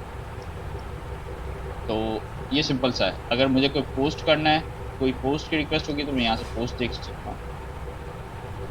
पोस्ट ये जो लाइन आपने लिखी है लोकल होस्ट, इसको हम सिंपल API कह सकते हैं? ये API है बिल्कुल, ये डेफिनेटली। अभी ये मेरे सिस्टम में तो इसके लिए ये क्या नज़र आ रहा है आपको, लोकल होस्ट। अगर आप इसको कहीं डिप्लॉय करेंगे तो फिर डेफिनेटली वो उसका डिप्लॉयमेंट URL मौजूद होगा। जैसे अब अगर मैं इसको EC2 पे करूँगा इंशाल्लाह ताला, आज नेक्स्ट क्लास तक अगर हम पहुँचते हैं वहाँ तक, तो EC2 के अंदर आप यही वाला सर्वर हम डिप्लॉय करेंगे और आप इसको लाइव एक्सेस कर सर ये मल्टी-फाउंड डेटा के बारे में बताएं सर, इसमें फाइल्स अपलोड वगैरह करेंगे किस तरह से, कैसे? सॉरी सर ये मल्टी-फाउंड डेटा जो हम कोई फाइल वगैरह अपलोड करते हैं सर्वर पे, बाद में देखते हैं उसको, हम बाद में देखते हैं। ठीक है, अभी उसमें हम डिटेल में नहीं जा रहे हैं। अच्छा, मुझे सिर्फ एक मिनट दे दीजिए, ये क्या बना हुआ है, मॉड्यूल्स हैं जावा, आपको मॉड्यूल्स पता है, कोई ऐसी कोई खास चीज़ नहीं की भी इसमें मैंने। एक्सप्रेस यहाँ पे है, तो ये देखें एक्सप्रेस में ये पूरा बना हुआ है इधर। अब मैं ये सबको गो थ्रू नहीं कर रहा, अब मैं AWS की तरफ जाना चाह रहा हूँ। तो Node.js का ये कोड आपके पास मौजूद है, आप लोगों को चला के ट्राई करना है, हिट एंड ट्राई कर लीजिएगा। ये देखें सारी चीज़ें इसमें ऑलरेडी मौजूद हैं। कुछ चीज़ नहीं होगा तो वो फिर हम नेक्स्ट क्लास में देख लेते हैं। मैं चाह रहा हूँ कि आज हम AWS स्टार्ट कर लें, क्योंकि ये कोड तो ऑलरेडी आपके पास मौजूद है। रन करने का तरीका आपको पता है कि इसको कैसे करना है। सर आप क्वेश्चन जी बोलिए प्रॉब्लम है जिस तरह हम में से कोई भी शख्स, फॉर एग्जांपल मैं अपने घर बैठा हूँ, कोई भी अपने घर बैठा हुआ है, मेरे पास जो लोकल होस्ट चल रहा है, मैं चाहता हूँ जब भी कोई शख्स रिक्वेस्ट करे मेरी वेबसाइट पे तो रिस्पांस मेरे सिस्टम से जाए। तो सर ये पॉसिबल है? नहीं, अभी नहीं हो सकता। आप लोकल होस्ट से कर तो सकते हो, कर सकते हैं। इसका तरीका ये होता है कि जो आप DSL या आपका जो सर्विस प्रोवाइडर है ना, वो आपको एक IP एलोकेट करता है। ठीक है, अब फिर उस IP के, यानी अगर मैं DSL की बात करता हूँ, थोड़ी देर के लिए हम ये सोच लेते हैं DSL तो सबको पता है कि घर में किसी का भी PDCL का DSL हो या वॉटएवर कोई DSL, उसका जो DSL होता है उसका भी एक वो होता है मैनेजमेंट कंसोल जैसे, ठीक है ना, उस पर होती है पोर्ट फॉरवर्डिंग। पोर्ट फॉरवर्डिंग ये होती है कि जैसे आपके सिस्टम, मतलब आप कहते हो कि असल में होता क्या, मैं थोड़ा सा डायग्राम दिखा दूँगा। होता क्या है देखें, पब्लिक IP, ये पब्लिक IP जो एलोकेट हुई होती है वो कहाँ पे आपके होती है, इंटरनेट प्रोवाइडर देता है इसमें, ऐसा ही है ना। अगर आपका DSL मौजूद है तो आपको एक पब्लिक IP मिलेगी, ठीक है। और अभी आप इसके अंदर होते हैं तो आप इस नेटवर्क का पार्ट होते हैं, तो आप क्या बोलूँ इसमें, एक आपकी प्राइवेट लोकल IP होती है, लोकल प्राइवेट IP, ठीक है। और यहाँ पे आपके पास मौजूद है क्या, हमारे पास ग्लोब, ठीक है। थोड़ी देर के लिए कर लेते ग्लोब। अच्छा जी, होता क्या है, ग्लोब एक्सेस किसको कर सकते, पब्लिक IP को। क्या वो प्राइवेट IP को एक्सेस कर सकता है ग्लोब? यानी ग्लोब का मतलब अगर मैं रिक्वेस्ट कर रहा हूँ याहू से या हॉटमेल से या जी, एनी वेबसाइट। अब मुझे जल्दी से बताएं क्या होता है। सर ग्लोब से जब रिक्वेस्ट आती है तो पब्लिक आईपी पे आती है। हाँ, तो अभी मैं काम कर रहा हूँ कहाँ पे, मैं अभी कौन से लेवल पे खड़ा हुआ हूँ? ये जो लोकल होस्ट है, हाँ ये लोकल होस्ट है, ये मेरी आईपी है यहाँ पे। ये लोकल होस्ट आपके सिस्टम का नाम होता है, डिफ़ॉल्ट नाम लोकल होस्ट होता है, और इसकी कोई ना कोई आईपी लेट से मेरे अभी सिस्टम की आईपी मौजूद है 192.168 ऐसे ही है। मुझे नहीं पता कि मेरे सिस्टम की क्या आईपी है, लेट से 9 कहते हैं, और मैं कहता हूँ मेरा जो एक्चुअली डीएसएल लगा होगा वो डीएसएल की आईपी क्या होती है, यूजुअली 01 ही होगी, 01 होगी या 11 होगी या वॉट एवर जो आपके पास चल रहा होगा या प्लीज चल रही होगी। तो ये सर, तो हम दोनों आपस में कम्युनिकेट कर सकते हैं। यस सर, हम दोनों तो कर सकते हैं। ठीक कर सकते हैं। क्या ये उठ के लास्ट तक आ सकता है, ग्लोब उठ के प्राइवेट आईपी तक सकते हैं डायरेक्ट? नहीं आ सकता। तो इसके बीच में क्या मौजूद होता है हमारे पास, सर्विस प्रोवाइडर। ठीक है, अब मैं जाता हूँ अपने सर्विस प्रोवाइडर को कहता हूँ यार मेरे पास जो है ना कोड है 90, इसको तो है ना मैपिंग कर दो किसके साथ, मेरी पब्लिक आईपी के साथ। तो ये कुछ ऐसा करता है कि 3090 मैपिंग कर देगा पब्लिक आईपी के साथ। अब मैं जब भी इधर से हिट करूँगा, अब मेरी पब्लिक आईपी क्या थी यहाँ पे, ये प्राइवेट आईपी थी, और लेट से अभी पब्लिक आईपी मेरी क्या है, थोड़ी देर पोस्ट कर देते हैं। मेरी पब्लिक आईपी है 172.09.9 वॉट एवर जो भी है। ठीक है, ये समझिए पब्लिक आईपी। तो अब ग्लोब से मैं कहाँ पे एक्सेस करूँगा ये बताएं, ये प्राइवेट 172 वाली 172 यस। अब जब मैं ग्लोब जब भी एक्सेस करेगा उसको पता है कि मुझे ए पे हिट करने के लिए जाना है 107 पे, और कौन सी पोर्ट पे जाना है, 099 पे।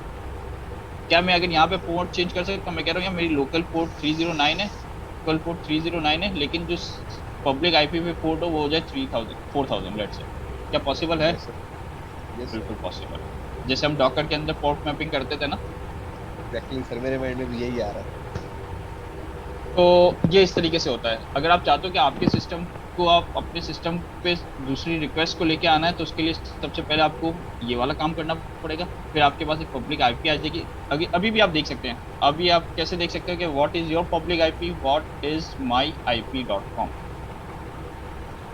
सर लेकिन अगर एक प्रॉब्लम है, ये तो पब्लिक आईपी चेंज होती रहती है बार बार। यस, ये भी डिपेंड करता है।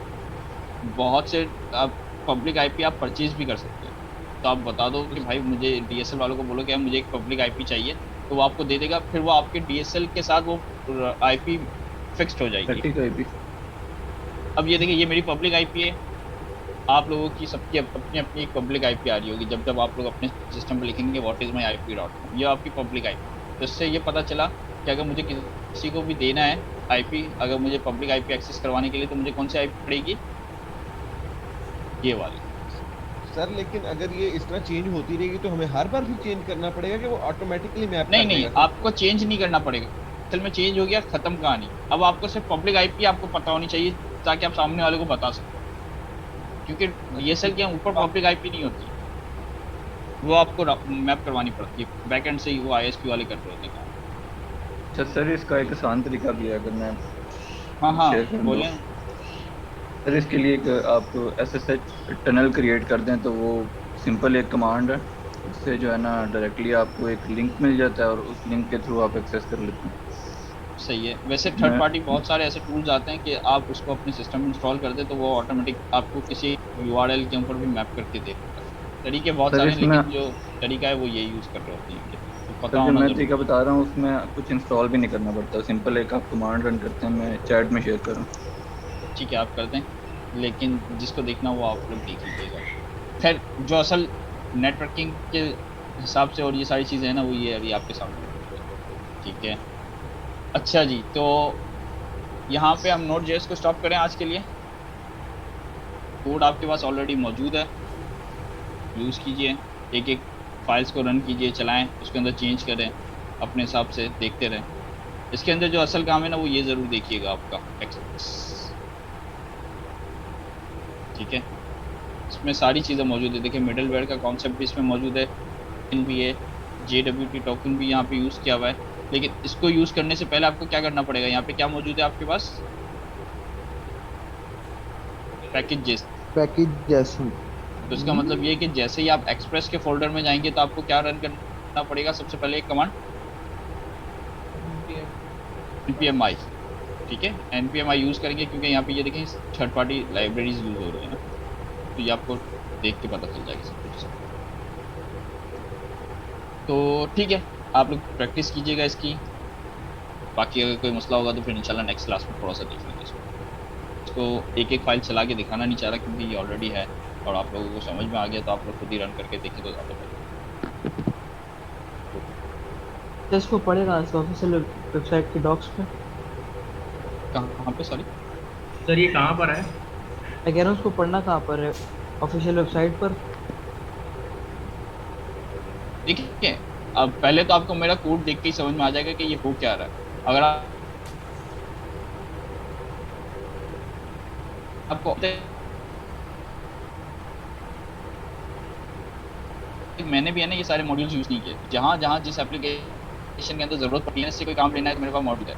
अब DNS से अंदर फिर बहुत सारे और दूसरी चीज़ें जैसे फाइल सिस्टम है। फाइल सिस्टम ज़रूरी नहीं है कि आपको ज़रूरत पड़े आपके प्रोजेक्ट के अंदर, लेकिन पता होना ज़रूरी है। तो इसलिए कोड लिखा गया है मैंने कि आप लोगों को पता चलेगा कि इसके अंदर क्या क्या चीज़ें हैं, किस तरीके से यूज़ करते हैं। इससे ज़्यादा ही हैं, लेकिन ये ज़्यादातर मेजर चीज़ें जो ज़्यादातर यूज़ होती हैं कभी।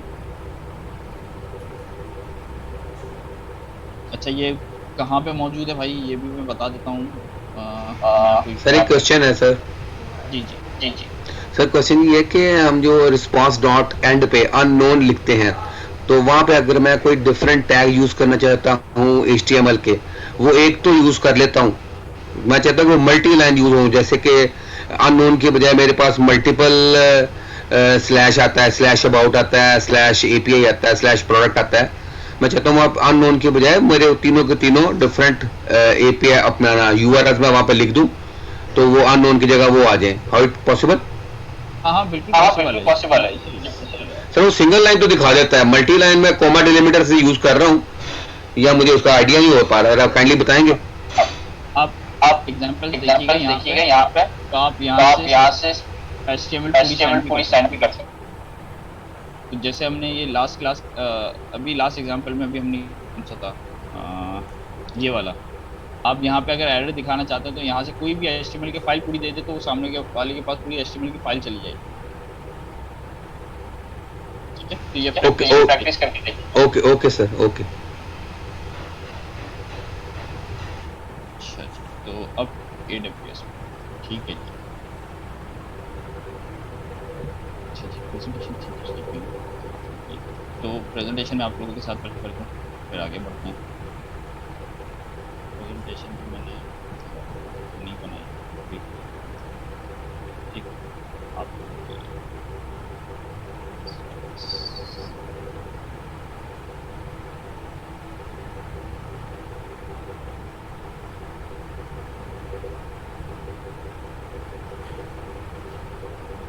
AWS जो पूरा हमारा कोर्स। अच्छा, यहाँ पे जाने से पहले मैं आप लोगों से एक और चीज़ शेयर करना चाह रहा था, वो था वो तक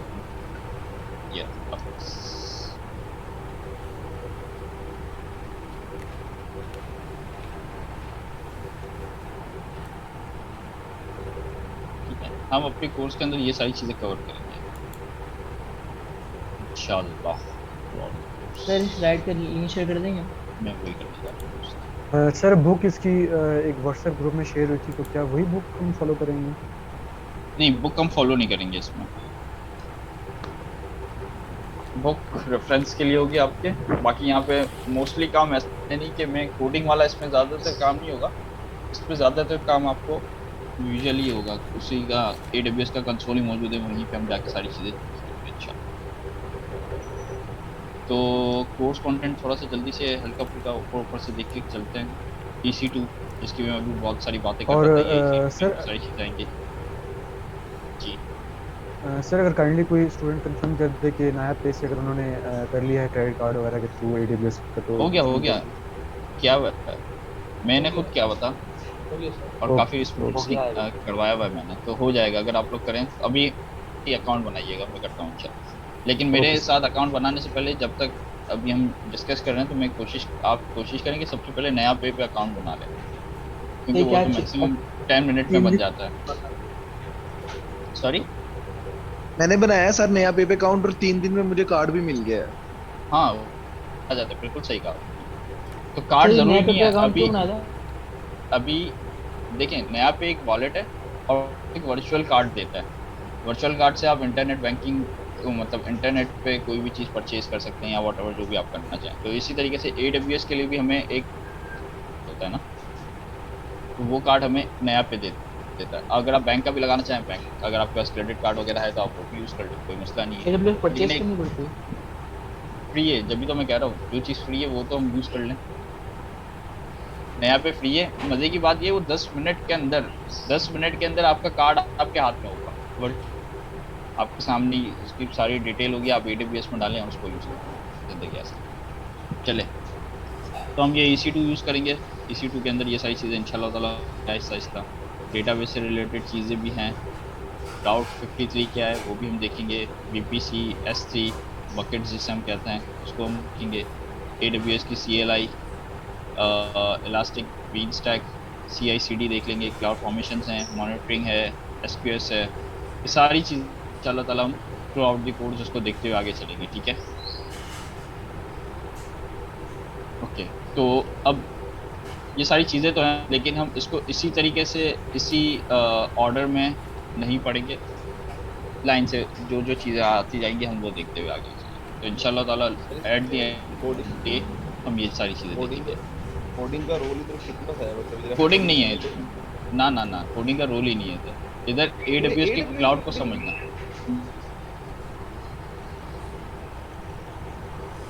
कोडिंग नहीं है, जेसन की फाइल्स वगैरह हैं, अगर आप उसको एडिट करना चाहें और सारा काम करना चाहें तो करें। इसमें कोडिंग है। अब EC2 क्या है? एक वर्चुअल मशीन है। और वर्चुअल मशीन का इंस्टेंस कैसे यूज़ करना है, उसके सिक्योरिटी ग्रुप्स कैसे हैं, उसको SSH से कैसे कनेक्ट करना है, सिर्फ ये देखिए। इसके अंदर आपको किसी भी जगह पे कहीं कोडिंग वाला काम नज़र आ रहा है? सर जैसे एक सॉफ्टवेयर होता है हम उसको यूज़ करना सीखते हैं, कोई चीज़ है। सॉरी आपको एक सॉफ्टवेयर होता है और उसको हम यूज़ करना सीखते हैं। ये ऐसे ही है बिल्कुल। ये क्लाउड है, ये ऐसे ही है, समझ लीजिए। ये क्लाउड आप सॉफ्टवेयर ही बना हुआ है जिसको हमें यूज़ करना सीखना है, जिसकी मार्केट के अंदर डिमांड है। सर तो ये टाइपस्क्रिप्ट वगैरह के हवाले से सर यार बीच में कहते थे कि टाइपस्क्रिप्ट यूज़ करेंगे AWS वगैरह के लिए, तो वो किस सेंस में यूज़ होती है?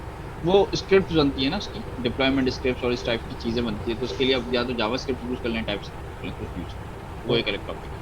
लेकिन सबसे पहला है कि आपको उसको कंसोल को यूज़ करना आना चाहिए, उसका पूरे कंसोल। अब देखिएगा थोड़ा भी चलते 2 मिनट में तो आपको पता चलेगा कि क्यों इतना छोटी चीज़ें क्यों लेती है। अभी देखते हैं। तो स्टार्ट करने में भी क्या स्टार्ट करते हैं AWS इंशाल्लाह।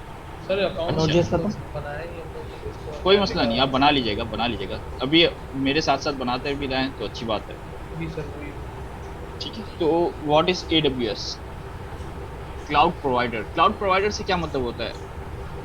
अमेज़न की ये लिखा हुआ है, Amazon services, web services is a cloud provider. क्या प्रोवाइडर से क्या मतलब, पहले तो ये बताते हैं जल्दी से। सर ये क्लाउड पे सर्विसेज प्रोवाइड करते हैं। सही है। क्या मैं अपने लोकल सिस्टम यानी मैं मतलब अपना मैं इंफ्रास्ट्रक्चर बना सकता हूँ अपनी कंपनी? अगर मेरे पास कंपनी हो और मेरे पास रिसोर्सेज हो तो क्या मैं अपना इंफ्रास्ट्रक्चर पूरा खड़ा कर सकता हूँ?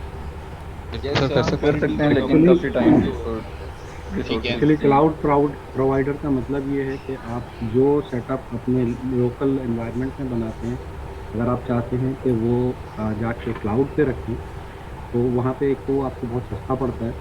आप उसको अपने हिसाब से जिस वक्त जितनी ज़रूरत होती है उस हिसाब से आप मेमोरी और CPUs और इंस्टेंस ये सारा कुछ कर सकते हैं। तो बेसिकली आप कर ये रहे होते हैं कि अपने प्रेमिसेस के बजाय सीधा क्लाउड पर डालते हैं और जैसी ज़रूरत होती है उस हिसाब से आप परचेज करते जाते हैं या रेंट करते जाते हैं। और फिर आपकी जो सर्विसेज होती हैं वो एक के बजाय आप दूसरे रीजन में भी रखते हैं। हाँ, ओके। हमारे एक दोस्त है, वो कहते हैं सर्वर पे लाइट नहीं जाती और पाकिस्तान में लाइट जाती है, सिर्फ ये ठीक है, ये भी है वैलिड रीजन। ये सिक्योरिटी के हवाले से क्या कैसे है? सिक्योरिटी भी अच्छी है। सिक्योरिटी भी अच्छी है। सिक्योरिटी एक्चुअली ये तो आपको सारी चीज़ें प्रोवाइड कर रहे हैं, अब आप उसको उस तरीके से यूज़ कर रहे हैं या नहीं, ये सवाल होता है। अभी ये हम देखेंगे कि ये मैं क्या बात कर रहा हूँ, क्योंकि EC2 है, नहीं, हमें ये नहीं EC2 पता होता कि सर्वर किस जगह पर है, कहाँ पर है। कुछ अगर कनेक्शन खत्म हो जाता है तो वो सारी चीजें चल जाएगा या नहीं, ये ट्रांसपेरेंसी होती है, ट्रांसपेरेंसी होती है। मैं बताता हूँ, इसमें आगे चलते हुए बताता हूँ किसी क्या होता है। आज कहते हैं ऊबर किराए पे ले लेते हैं। Sorry, okay, they provide you server services कहते होते हैं जैसे ऊबर किराए। तो ये वही चीज है। सही। आवाज आपकी थोड़ी सी कट हो गई दोस्त।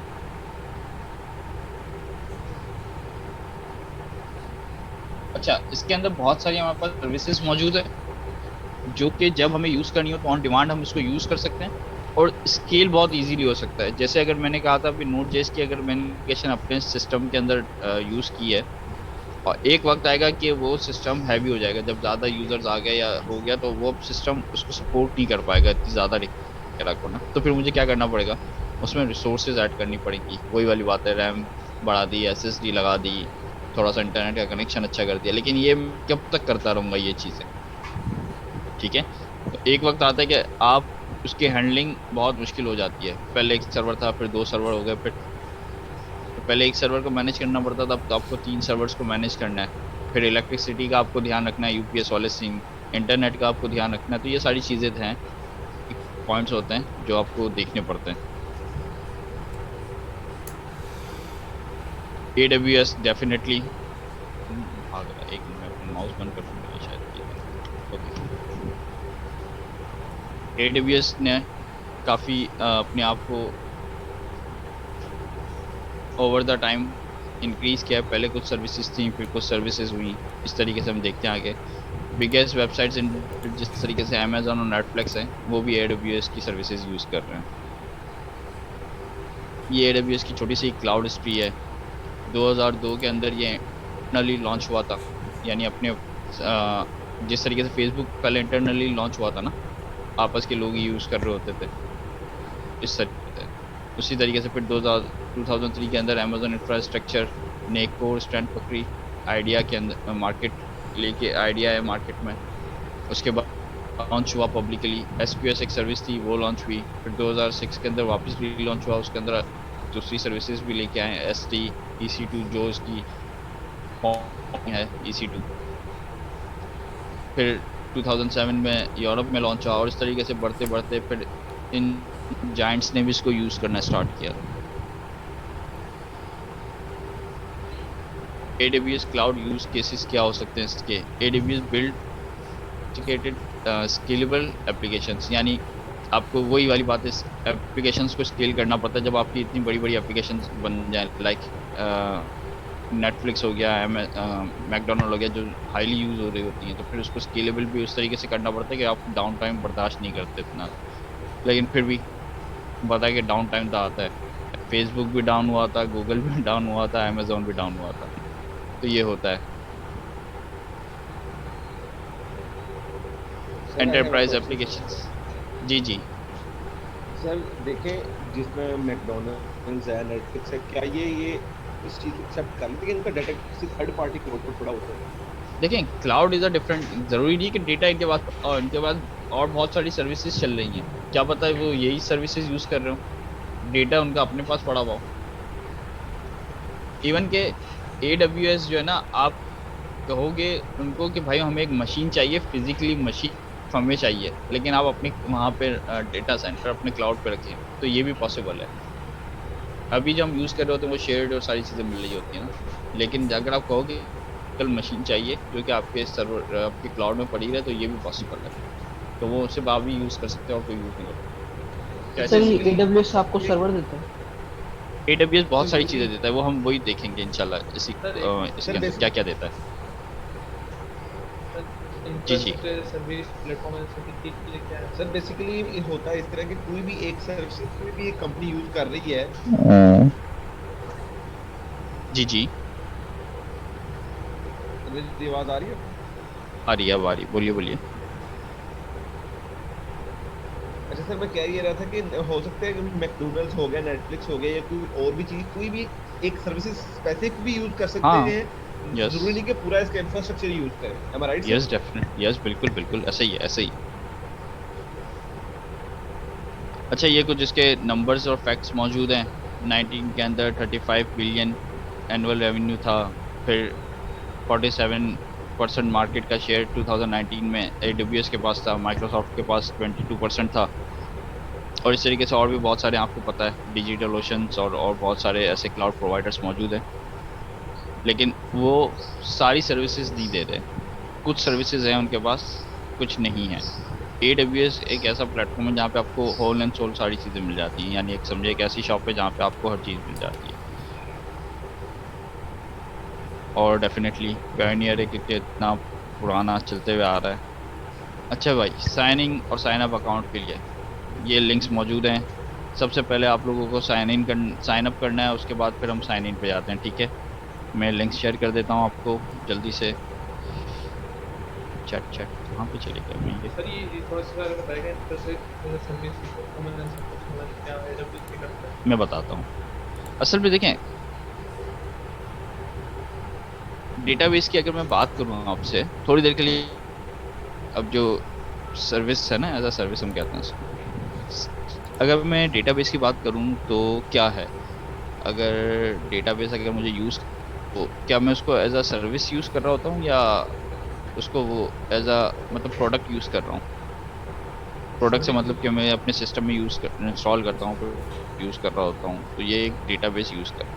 और सर्विस का मतलब ये है कि भाई जैसे फायरबेस को भी आप सबको पता होगा, तो अभी हम उस पर चलते हैं। तो एक फायरबेस है, फायरबेस आपको डेटाबेस एज अ सर्विस दे रहा है, डेटाबेस भी दे रहा है और सर्विस भी दे रहा है, जिसमें आप उसकी APIs को यूज़ करते हुए रीड कर सकते हैं, राइट कर सकते हैं, रियल टाइम इंफॉर्मेशन ले रहे हैं, तो ये उसकी सर्विस है। तो वो डेटाबेस एज अ सर्विस आपको प्रोवाइड कर रहा है। वरना तो अगर मैं डेटाबेस की बात करूँ तो डेटाबेस क्लाउड के ऊपर तो बहुत सारे मिल जाएंगे, लेकिन काम आपको खुद करना पड़ता है, वो एज अ सर्विस हम यूज़ नहीं कर पा रहे उसको। लेकिन यहाँ पे ये हमें एज अ सर्विस प्रोवाइड करेगा। किस तरीके से, अभी वो इंशाल्लाह थोड़ा सा आगे बढ़ते जाएंगे तो आपको सारी चीज़ें क्लियर होती जाएंगी कि ये सर्विस क्यों इसको सर्विस कह रहा है। सर इसी को, अच्छा जी, सबसे पहले जी सॉरी, इसी को सर्वरलेस कहते हैं हम। नहीं सर्वरलेस इसे नहीं कहता है। सर्विस तो ये सर्वरलेस वाली चीज़ ये है कि आप अपना कोड कहीं पे डाल रहे हो, थोड़ी देर के लिए ये सोच लो कि आप अपना कोड किसी सर्वर पे डाल रहे हो, लेकिन वो सर्वर के पास नहीं पड़ा हुआ, ठीक है, वो किसी भी सर्वर पे अप एंड रनिंग हो जाएगा। सर्वरलेस एक इसकी भी सर्विस मौजूद है, जिससे लैम्डा फंक्शंस AWS के अंदर। नेटलिफाई जिस तरह से अपने फंक्शंस प्रोवाइड कर रहा है, ऑटोमेटिक सर्वर बने होते हैं पहले से। यस। अच्छा, सबसे पहले आपको करना क्या है, आपको कोई ईमेल, उसके बाद पर्सनल इन्फॉर्मेशन देनी है, फिर क्रेडिट कार्ड की डिटेल्स वो आपसे, फिर मोबाइल नंबर आपको देना पड़ेगा, कोड आएगा, और उसके बाद आपको वर्जन सेलेक्ट करना पड़ेगा बेसिक। आपका बन जाएगा एक फ्री अकाउंट।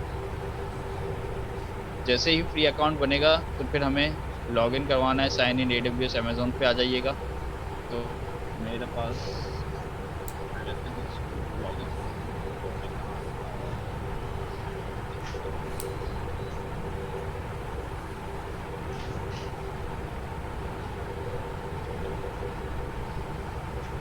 अच्छा, मैं असल में लॉगिन हूँ तो इसलिए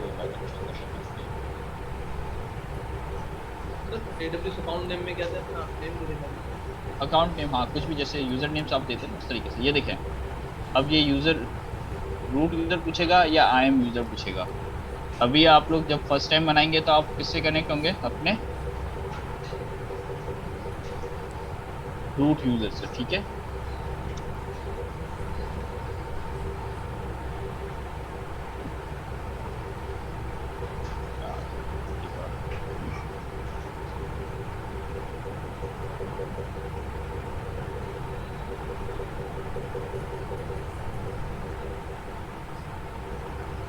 कैसी अजीब बात है कि सिस्टम हमारे से पूछ रहा होता है, एक मशीन हमारे से पूछ रही है आप इंसान है क्या? कुछ रोबोट भी होते हैं, नहीं पता ना। तो ये देखें, ये कुछ इसका इस टाइप का मैनेजमेंट कंसोल आ जाएगा, ठीक है। प्रेजेंटेशन पे आते हैं। असल में सबसे बड़ा मसला इसका यही है कि इसके अंदर है ना इतनी सारी चीज़ें मौजूद हैं, तो इसके लिए हमें आगे पीछे बहुत ढूंढना पड़ता है, इसीलिए हम इसको स्पैगेटी बॉल कहते हैं। अभी आपको थोड़ी देर में पता चलेगा, आप किसी भी ऑप्शंस के लिए जाएंगे तो कभी यहाँ पर राइट पे जाना है, कभी लेफ्ट पे जाना है, वो सारी चीज़ें। अब इसका जो मेन कॉन्सेप्ट है ना, थोड़ा सा ये देख लें, AWS का ग्लोबल इंफ्रास्ट्रक्चर, ठीक है। चलते हैं उस पर।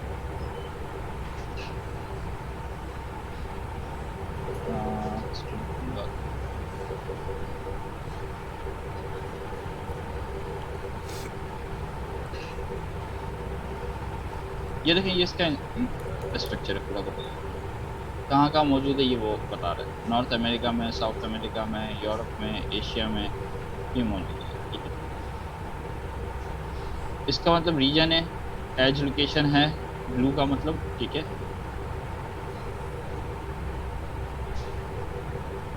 इसका एक इंटरेक्टिव मोड भी होता है, अच्छा था।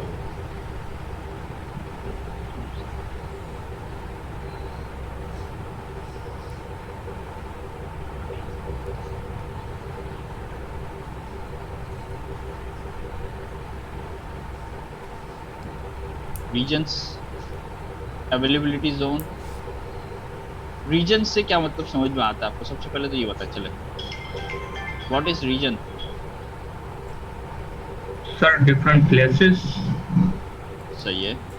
रीजन एक्चुअली इस तरह से है जैसे इन्होंने अपने रीजन बनाए हुए मुख्तलिफ, मिसाल के तौर पे ऑस्ट्रेलिया में है या इंडिया में है, और इसी तरह से जब आप एक जगह पे कुछ रीजन सेलेक्ट करके अपना डेटा या अपने सर्वर वहाँ पे रखते हैं, तो आप उनको कहते हैं कि सेकंड सर्वर जो है वो दूसरा रीजन जो है मेरा ये वाला गया US का।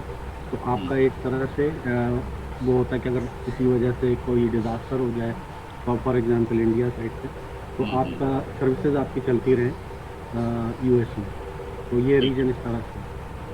सही, बिल्कुल सही कहा।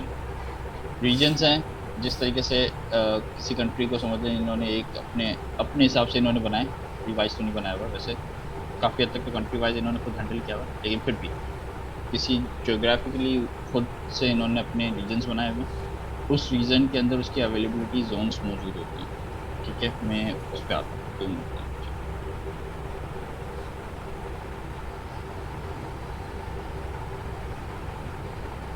ये यहाँ पे पूरी डिटेल लिखी हुई है, थोड़ा सा पढ़ लीजिएगा। मैं डिटेल में जाना नहीं चाहता, मैं कंसोल में जाना चाहूँगा।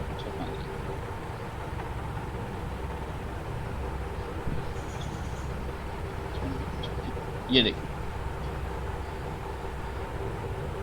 ये इसके रीजन्स मौजूद हैं।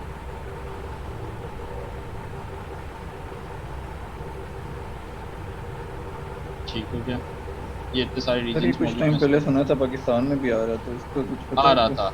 नहीं, अभी तक तो नहीं आया, आ रहा था। हाँ, सुना तो है, बट कब आता है ये तो बता सकते सर नहीं आ रहा। तो अब ये देखें, AWS के रीजन्स हमारे पास ऑल अराउंड द वर्ल्ड मौजूद है, जो कि अभी हमने थोड़ी देर कंसोल में भी जाके, और ये देखें ये सारे AWS के रीजन्स आ रहे हैं। और ये नाम क्या है? ये EU ईस्ट 1, EU वेस्ट 1, ये क्या चीज़ है? पहले सर बता दें। ये अवेलेबिलिटी जोन है। ये अवेलेबिलिटी जोन से बिल्कुल सही कहा है। इसका मतलब ये है कि जैसे मैं अभी एशिया में खड़ा हूँ, एशिया के अंदर अवेलेबिलिटी जोन्स भी मौजूद हैं, 1, 2, 3 व्हाटएवर, ये डिपेंड करता है, ठीक है। तो एक रीजन के अंदर मल्टीपल जोन्स हो सकते हैं, अवेलेबिलिटी जोन, ठीक है। और इसका नेम इसी तरीके से बताएगा, तो ये इसी से पता चल जाता है कि ये कौन सा रीजन है, EU ईस्ट, और इसके अंदर कितने जोन मौजूद हैं, 1 से लेके 3 तक। अभी तक हमारे सामने 3 है, तो इसका मतलब 3 है, ठीक है। मिनिमम 2 होते हैं, और आई थिंक मैक्सिमम 5 या 6 होते हैं, ऐसा ही है कुछ। तो इसी तरीके से ये एशिया स्पेसिफिक चल रहा है, और इस तरीके से ये देखिए सारे के सारे ये जोन्स हैं। अब असल में है क्या, असल में ये जोन का मकसद क्या है? बहुत सी सर्विसेज बहुत से रीजन्स में अवेलेबल नहीं है। वापस बताऊं क्या बोला मैंने? बहुत सी सर्विसेज बहुत से रीजन्स में नहीं है, ठीक। जैसे अभी ये देख लें, यहाँ पे मैं खड़ा हूँ AWS रीजनल सर्विस लिस्ट के अंदर। अब मैं खड़ा हुआ हूँ US ईस्ट के ओहायो में, तो यहाँ पे ये सारी सर्विसेज मौजूद है। हो सकता है कि ये सर्विसेज किसी और रीजन में मौजूद ना हो, जैसे मैं कनाडा में चले जाता हूँ तो मुझे नहीं पता कि ऐसी कोई सर्विस मौजूद है या नहीं, लेकिन है। मैक्सिमम तो ऐसा नहीं है, लेकिन फिर भी ऐसी चीज़ें हैं। जब भी आप कोई रीजन सेलेक्ट करें तो आपको ये देखना चाहिए कि आपको सर्विस कौन सी यूज़ करनी है, उस हिसाब से रीजन सेलेक्ट करना है। अगर मैं थोड़ी देर के लिए कहूँ मुझे एशिया में हो तो मैं एशिया यूज़ करना चाहता हूँ, लेकिन जो मैं सर्विस यूज़ करना चाह रहा हूँ वो अभी एशिया में मौजूद नहीं है, तो फिर मैं क्या। और ये रीजन का मकसद क्या, ये भी बताएं थोड़ा सा। ये रीजन इसने बना तो लिए, लेकिन मुझे इस रीजन से क्या फ़र्क पड़ेगा और मैं क्या यूज़ करूँ, कौन सा रीजन यूज़ करूँ। सर मतलब कि ये इस तरह से मतलब कि क्या बोलते हैं, अगर तो आप हमारा जो सर्वर है जहाँ पे हमारा डेटा यूज़ लेटेंसी जाएगा, कम करने के लिए करीब वाला सर्वर आप हाँ करीब वाला जो सर्वर होगा, ज़्यादा से ज़्यादा रिक्वेस्ट हमारी जो होगी वो रिस्पॉन्स जल्दी आ जाएगा। एग्जैक्टली, बिल्कुल सही कहा। लेटेंसी कम करने के लिए एग्जैक्टली इसी वजह से, क्योंकि अगर मैं पाकिस्तान में बैठा हूँ और मुझे उसको हिट करना है तो मुझे लगता है कि अगर उसमें तकरीबन लेट से मैं कहता हूँ 48 सेकंड्स का डिले आएगा, तो क्या उससे कोई नज़दीक में कर सकता हूँ? क्या मैं इंडिया वाला सर्च कर सकता हूँ उसमें 20 सेकंड्स का अगर डिले आ रहा है तो? ठीक है ना? इसीलिए यूज किया जा रहा है सर। उसमें आपको लोकल लॉज और गवर्नमेंट कंप्लायंस ये सारी चीज़ें भी देखनी पड़ेंगी ना। हाँ, मैं उसी पे अभी आ रहा था। पहले तो ये देख लेते हैं कि लेटेंसी वाली बात कर लेते हैं कि सबसे अगर मेरे रीजन में मौजूद है तो मैं अपने रीजन का ही यूज़ करूँ सर्वर तो वेल एंड गुड है, क्योंकि बहुत फास्ट होगा। अब कोई करनी है कि जो मेरे रीजन में मौजूद नहीं है अनफॉर्चुनेट, अब मैं क्या करूँ? अब मुझे अपना करीब का रीजन देखना है कि जो मेरे रीजन का बहुत करीब हो, जिससे मेरी लेटेंसी कम हो और बहुत फास्ट हम कम्युनिकेट कर सकें। ये दूसरी चीज़ देखनी। अब मसला आता है कि जब हम किसी और रीजन की तरफ जाते हैं तो उसके रूल्स एंड रेगुलेशंस डिफरेंट है। तो आपको जब भी कोई भी सर्विस यूज़ करनी हो तो आपको सर्विस के साथ साथ उसकी फिर सारे उसकी क्या कहते हैं रूल्स एंड रेगुलेशंस भी देखने पड़ते हैं। क्या आप डेटा सेव करवा सकते हो, नहीं करवा सकते, उसकी जो गवर्नमेंट की पॉलिसीज़ हैं वो आपको देखनी पड़ती है। ये सारी चीज़ें आपको AWS के कंसोल के अंदर मिल जाती हैं। ठीक है, जैसे हम ये खड़े हुए थे, ये देख लें एशिया स्पेसिफिक है, इसके अंदर 3 अवेलेबिलिटी जोन मौजूद है। यहाँ पे ये देखें, ये अवेलेबिलिटी जोन यहाँ पे बता रहा है 4, 4, 3, 3, 3 ऑलमोस्ट हैं यहाँ पे। ये हम यहाँ पे खड़े हुए हैं, हम आ जाते हैं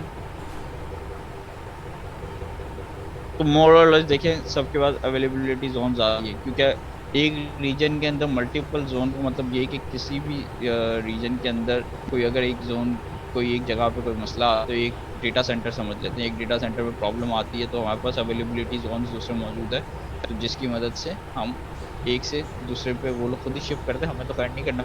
लेकिन अवेलेबिलिटी जोन्स का ये हमें फ़ायदा होता है कि अगर एक सर्वर डाउन हो गया इन लोगों का तो दूसरा चल रहा है।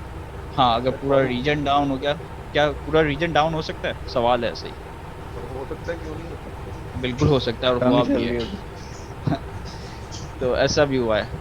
ठीक है, तो सर उसका फिर क्या करते हैं? मतलब सर यहाँ पर जो जो नॉर्मल लोग सर्विसेज यूज करते हैं AWS की, तो वो यूजुअली कौन सा सर्वर रीजन सॉरी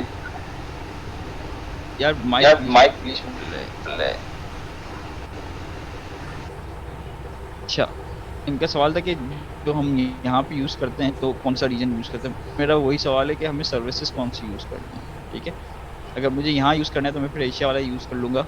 अब मुझे टारगेट ऑडियंस भी तो देखिए ना, मैं रहता पाकिस्तान में और मेरी टारगेट ऑडियंस US की है, तो मैं डेफिनेटली अपने एशिया का सिलेक्ट नहीं करूँगा ना, मैं US का सिलेक्ट करूँगा। तो आपको टारगेट ऑडियंस भी पता होनी चाहिए। अगर आपको थोड़ा सा अगर आपको पता हो कि फेसबुक के मल्टीपल सर्वर्स हैं जो कि मल्टीपल रीजन्स के ऊपर मौजूद हैं, अगर मैं एशिया में हूँ तो मेरी जो रिक्वेस्ट सर्वर है वो एशिया से मुझे रिस्पॉन्स कर रहा है, अगर कोई US में खड़ा हुआ है तो वो US के सर्वर से इसको रिस्पॉन्ड कर रहा है, तो वो इसीलिए थोड़ा सा फास्ट और इस तरीके से बहुत सारी चीज़ें इंप्लीमेंट होती है, फिर डिपेंड करता है। ठीक है, अब ये सारी चीज़ें हर एप्लीकेशन के नौइयत अलग होती है, तो उसको फिर उस तरीके से सोचा जाता है।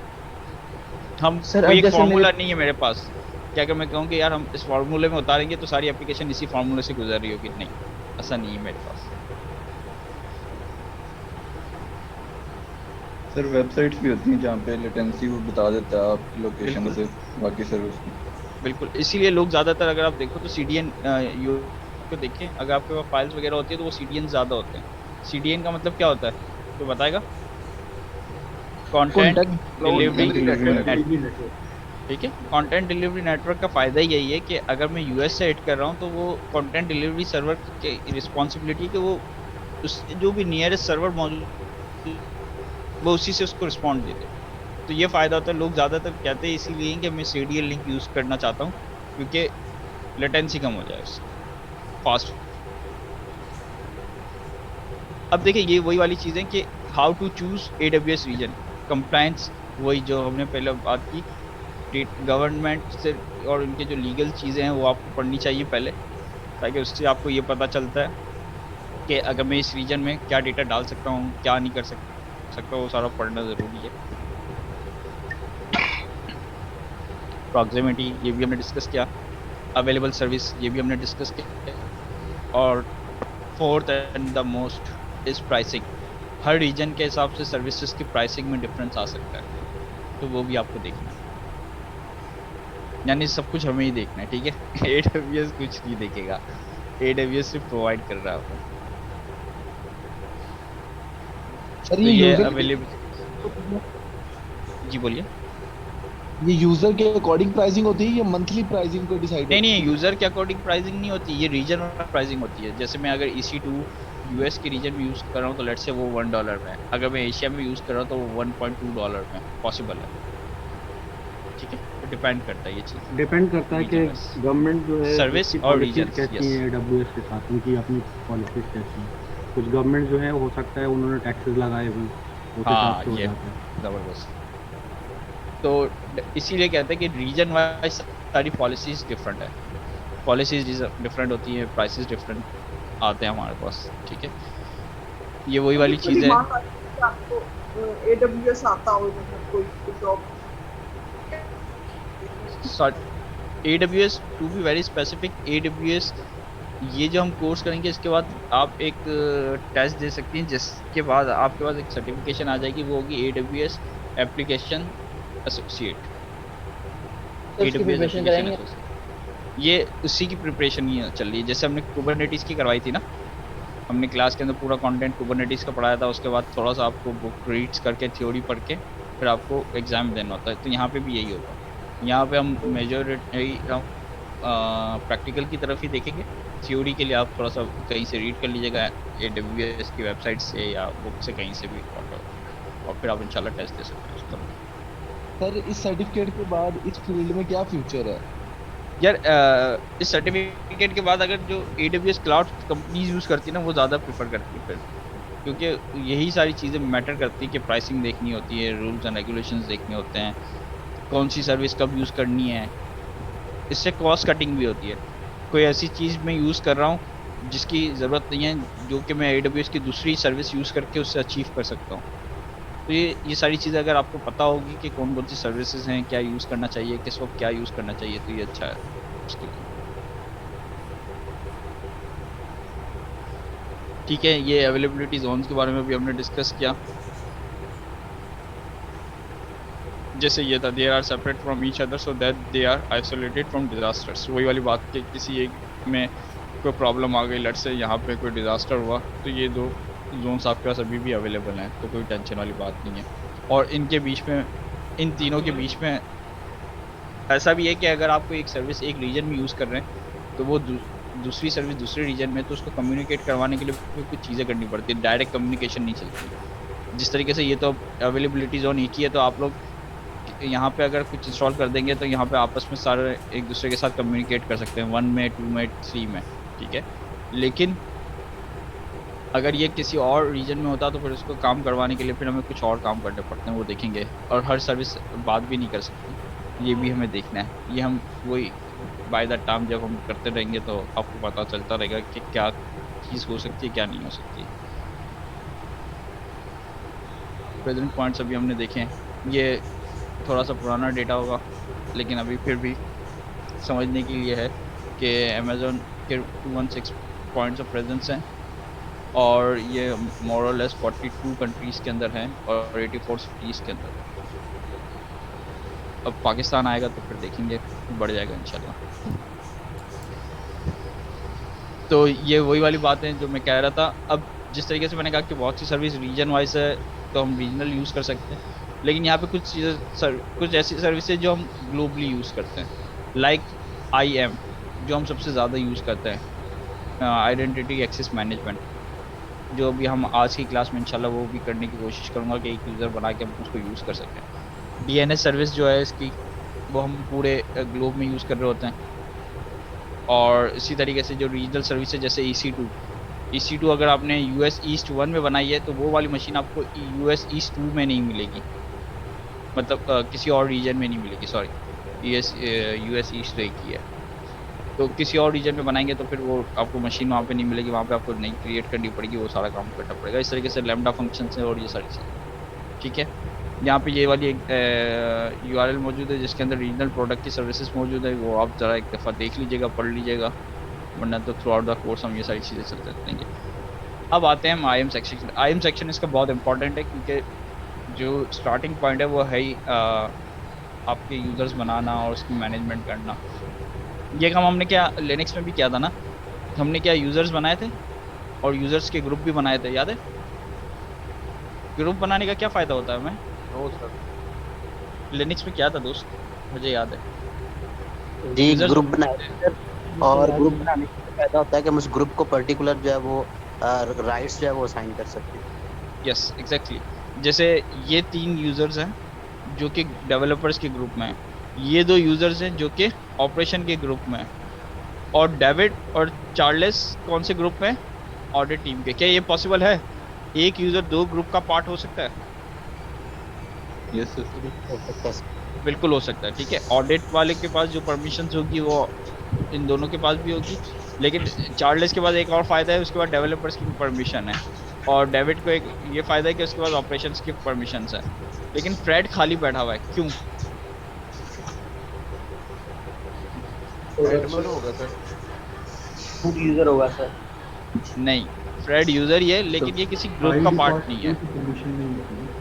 हाँ बाय डिफ़ॉल्ट, हाँ सही है, हम परमिशन देते हैं डेफिनेटली, लेकिन यहाँ पे ये मसला है कि ये किसी ग्रुप का पार्ट नहीं है, और AWS कहता है कि यूज़र्स को किसी ना किसी ग्रुप में हमें रखना चाहिए, बेस्ट प्रैक्टिसेस वो कहता है इसको, ठीक है। तो इसका मतलब ये है कि अगर फ्रेड अगर खाली बैठा हुआ है तो उसको खाली बैठाना नहीं है, इसको किसी ना किसी ग्रुप के अंदर डालना है। यानी जैसे कंपनी कर रही होती ना, कोई भी बच्चा फारिग नहीं बैठना चाहिए, कुछ ना कुछ करता रहे। यहाँ पे भी वही वाला काम है कि इसको किसी ना किसी ग्रुप का पार्ट बनाना पड़ेगा, ठीक है। अब रूट अकाउंट क्या होता है? रूट अकाउंट आपको पता है कि जो आप फर्स्ट टाइम जो आप अकाउंट बनाएंगे वो आपका रूट अकाउंट होगा। अब AWS एक और चीज़ भी कहता है कि आप अपने अकाउंट को रूट अकाउंट से एक्सेस ना करो, आप अपना एक यूज़र बना लो और उसको किसकी परमिशंस दे दो? एडमिन की, ठीक है। एक एडमिन का ग्रुप बना दो, एक यूज़र बना दो, यूज़र को कौन से ग्रुप में डाल दो? एडमिन के ग्रुप में, और इस ग्रुप को परमिशंस दे दो एडमिन की। तो अब आप जब भी लॉगिन करोगे तो आप किससे लॉगिन करोगे? अपने एडमिन यूज़र से, रूट से लॉगिन नहीं करोगे, ठीक है। चलो सर ये दोबारा बता दें ऐसा क्यों करना होता है? सर लेकिन डिफरेंशिएट सिक्योरिटी की वजह से, सिक्योरिटी की वजह से आप एडमिन के पास सारे राइट नहीं होंगे रूट्स वाले? रूट्स वाले 100% राइट्स नहीं होते, रूट यूज़र फिर अलग ही होता है। क्योंकि अभी मैं अभी बताता हूँ क्यों, क्योंकि जैसे मैं कोई मशीन EC2 बनाऊंगा और ये सारी चीज़ें लूँगा, और अगर उसके अगर आप कीज़ वगैरह बनाते हैं अपनी सिक्योरिटी एक्सेस कीज़ वगैरह, तो अगर आप समझ जाए आपकी रूट की पूरी सिक्योरिटी एक्सेस की चली गई तो सब कुछ चले गया उसके पास। एडमिन है तो फिर भी इस पर भी आपके पास बहुत सारी चीज़ों की रिस्ट्रिक्शंस आती हैं जो कि हमें अलाउ करवानी पड़ती है रूट से, वो फिर हम देखते हैं। इंशाल्लाह परमिशंस की कुछ शक्ल इस तरीके से होती है। परमिशन हम UI के थ्रू भी दे सकते हैं, और अगर आपको JSON के थ्रू देनी है तो ये JSON है। परमिशंस की JSON आपको मैं दिखा दूंगा अभी कंसोल में जाके। और ये पॉलिसी इनहेरिटेंस है, इस पे आते हैं थोड़ी देर में। अब हम चलते हैं कंसोल के ऊपर, ठीक है। कंसोल पे चलते हैं, कहाँ गया भाई ये,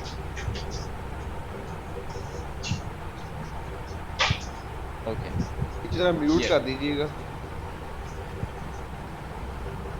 अच्छा जी, चलें जी, हम आ गए कंसोल पे। अब इसका थोड़ा सा कंसोल देख लें।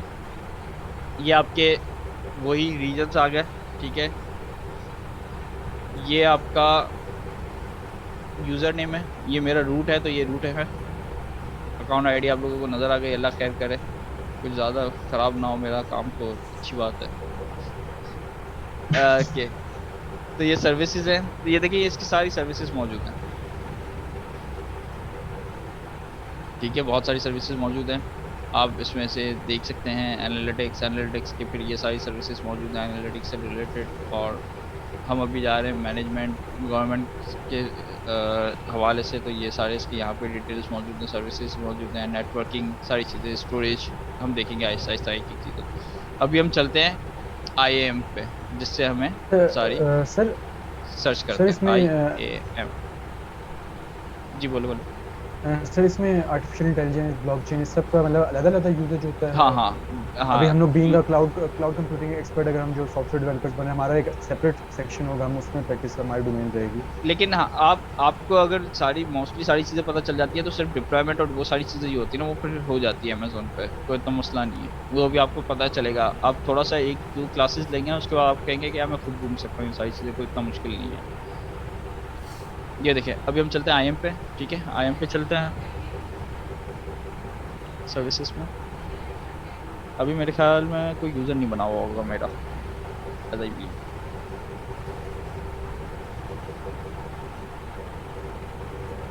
ठीक है। सर ये तो ये IAM रहा। हम क्यों करते हैं, ये क्या चीज़ है? IAM आइडेंटिटी एक्सेस मैनेजमेंट है ना ये,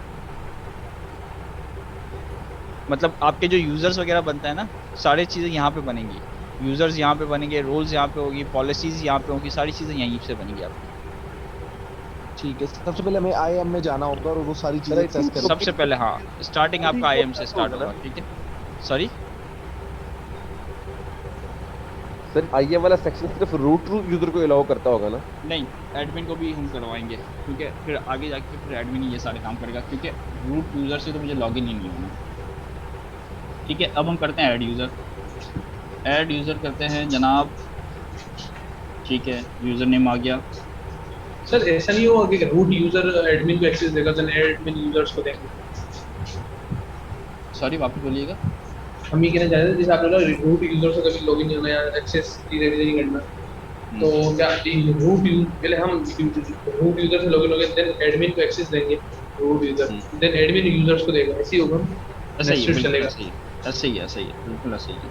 क्योंकि आप अपने आप को समझते हैं कि आप अपने आप को एक एडमिन बना के दे दें, ताकि आप रूट यूज़र से कभी लॉगिन ना हो, बस ये समझ लें थोड़ी देर के लिए, ठीक है।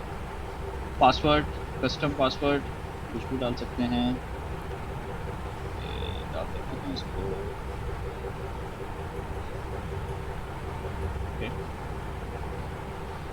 और user must create a new password on next login, नहीं मुझे ज़रूरत नहीं है। ये एक ऊपर चीज़ है असेस की, सर ये क्या कह रहा है? मतलब ये जब हम एक्सेस की, यानी ये आपको कीज़ दे देगा और फिर आपको उस कीज़ के थ्रू लॉगिन करना पड़ेगा। मैं अभी उस कीज़ के थ्रू नहीं जा रहा, क्योंकि ये हमारे पास आगे आ रहा है, तो हम उस पर आते हैं। अभी मैं सिर्फ और सिर्फ इससे जा रहा हूँ, पासवर्ड से, ताकि हम लॉगिन कर सकें इसको मैनेजमेंट से, ठीक है। इसको अपना, ठीक है।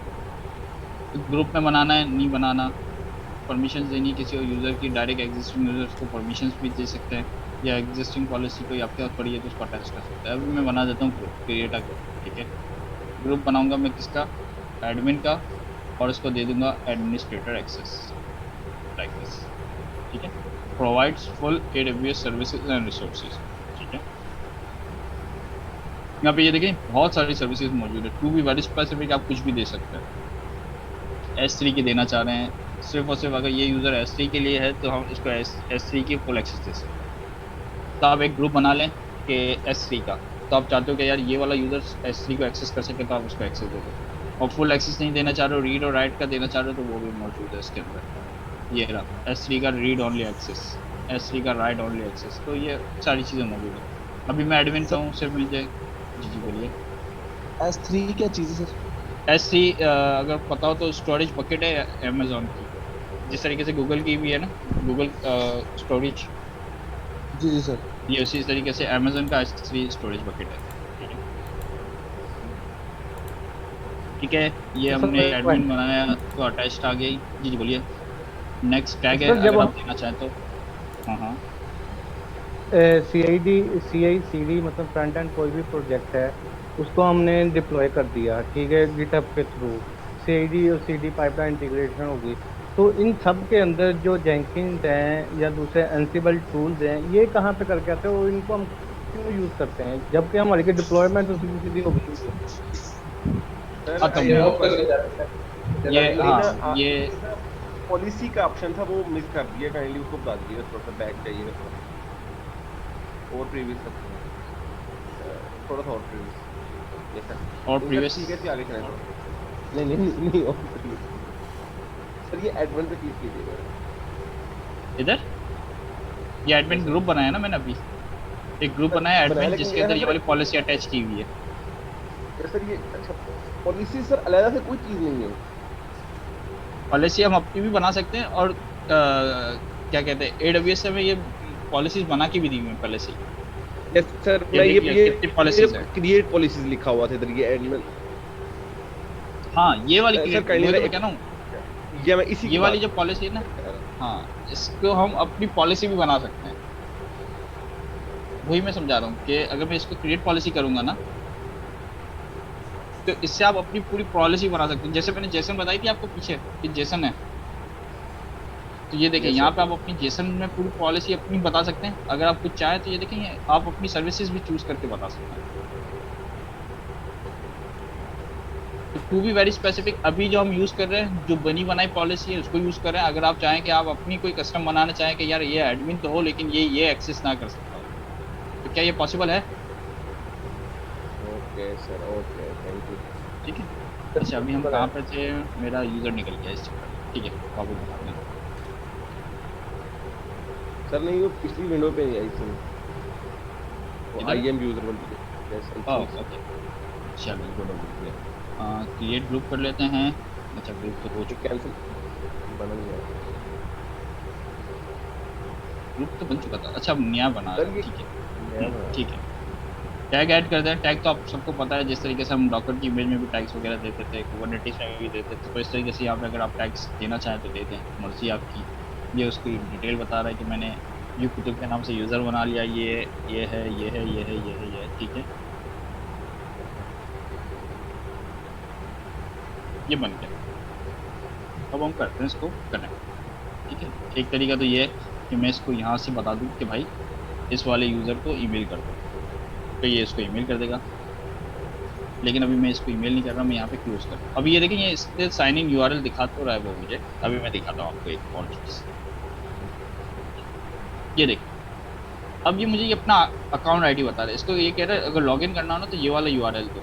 मैं अगर ये वाला URL उठाता हूँ और एक नया वो खोल के इधर पेस्ट कर देता हूँ, तो ये देखिएगा क्या करेगा।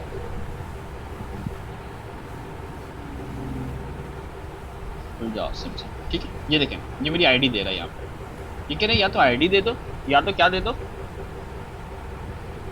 Account alias.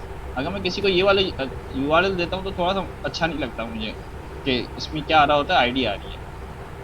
इसके लिए मैं एलियास बना सकता हूँ। कैसे एलियास बना सकता हूँ दिखाता हूँ। ये क्रिएट किया मैंने और यहाँ पे मैंने कोई भी एलियास बना दिया। Save changes. अब देखें ये URL थोड़ा सा अच्छा हो गया। तो अब अगर मुझे किसी को भी देना है तो ये तरीका है, मैं इसको ये कॉपी कर दूँ, वो इधर जाएगा और उसको लॉगिन कर देगा। ठीक है, चलें लॉगिन भी कर लेते हैं एडमिन यूज़र से। लेकिन एक सवाल है, अगर किसी को ये वाला URL भूल जाए या कुछ हो जाए तो फिर मैं क्या करूँ? सर कौन सा वाला URL भूल गए? ये वाला लॉगिन करने के लिए कह रहा है ना कि यहाँ से आप ये वाला लॉगिन सर ID यूज कर लो।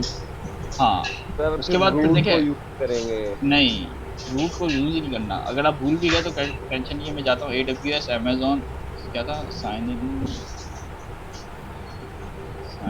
AWS, अच्छा इधर जाता हूँ, इधर गया साइन इन पर, तो टेंशन वाली बात नहीं है। ये देखें यहाँ पे तो ये पहले से लिखा हुआ है, वरना तो ये यहाँ पे ये बता देता है, क्या बताता है, यहाँ पे 2 ऑप्शन आते थे, आपने देखा होगा, एक रूट यूजर था और एक था IAM यूजर। जब IAM यूजर आएगा तो यहाँ पे आपको देना पड़ेगा क्या, इसका अकाउंट ID, या तो अगर आपने एलियास बनाया होगा तो एलियास दे दीजिए। अच्छा मैंने ये बनाया था और मैंने डाला था पासवर्ड ये, रिमेंबर दिस अकाउंट कर देते हैं और करते हैं नेक्स्ट। चले मेरा सबसे पहला काम हो गया, एक मैंने एडमिन यूजर बनाया,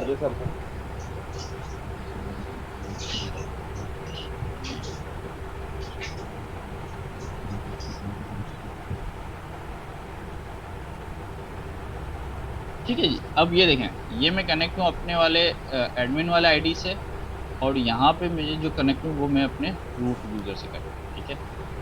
अगर आप गौर से देखें तो ये जो IAM पे था, तो IAM पे यहाँ पे मेरा रीजन चेंज हो गया, यहाँ पे रीजन क्या आ रहा है, ग्लोबल। क्यों? क्योंकि IAM जो सर्विस है वो ग्लोबल अवेलेबल है, not for single region available है, not for a regional wise है, ठीक है। ओके जी, हम आते हैं, ठीक है। तो वही वाली सारी चीज़ें जो मैं वहाँ पे कर सकता था यहाँ पे भी करने की कोशिश करता हूँ, IAM कर लेता हूँ। सर ये एलियास हमने कहाँ से बनाया था? एलियास हमने बनाया था IAM के अंदर गए थे, IAM के होम पे जाएंगे और होम पे आप देखिएगा अपने left hand side, right hand side पे सर, ये रहा। एरर किस चीज़ का शो हो रहा है? ये वाला बताएं किस चीज़ का है? सर ये multi factor authentication, MFA multi factor authority, इसको भी हम देखते हैं, आते हैं उस पर, ठीक है। अब हम चलते हैं वापस प्रेजेंटेशन में। परमिशन का भी हमने देखा थोड़ी देर के लिए, परमिशन हम to be very specific click करके भी दे सकते हैं, या तो अगर हमें इस तरीके से देनी हो तो हम इस तरीके से भी दे सकते हैं, ठीक है। ये इलास्टिक लोड बैलेंसर को दे रहा है, ये EC2 को दे रहा है, ये क्लाउड वॉच को दे रहा है, ठीक है, इस तरीके से। वही परमिशन भी डेफिनेटली जिस तरीके से ग्रुप आपका इनहेरिटेंस हो रहा होता है, आप ग्रुप को एक यूज़र को दूसरे ग्रुप पर डाल सकते हो, तो एक यूज़र के ऊपर भी आप दूसरी पॉलिसीज़ को अप्लाई कर सकते हो, ज़रूरी नहीं है कि वो किसी ग्रुप में हो, कम पॉलिसीज़ भी दे सकते हो। ये पॉलिसी को डिस्कस करें इस तरीके से, अभी हम वो जो हमने लिंक जो जनरेट किया था वो हम शेयर कर सकते हैं यूजर्स के साथ। हाँ बिल्कुल, आप डेफिनेटली जब आप यूज़र बनाएंगे तो आप किसी के साथ उसको शेयर करेंगे ना, ठीक है। तो ये काइंड और ऑपरेशन, ये दोनों में मतलब कि क्या डिफरेंस है, और इसी को डेवऑप्स कहते हैं? डेवऑप्स, ये डेवऑप्स नहीं है पूरा, ठीक है। DevOps is a different, DevOps का मतलब डेवलपमेंट भी चल रही है, ऑपरेशंस भी चल रही है। यहाँ पे अभी हम पूरा का पूरा प्योरली ऑपरेशंस देखते हैं।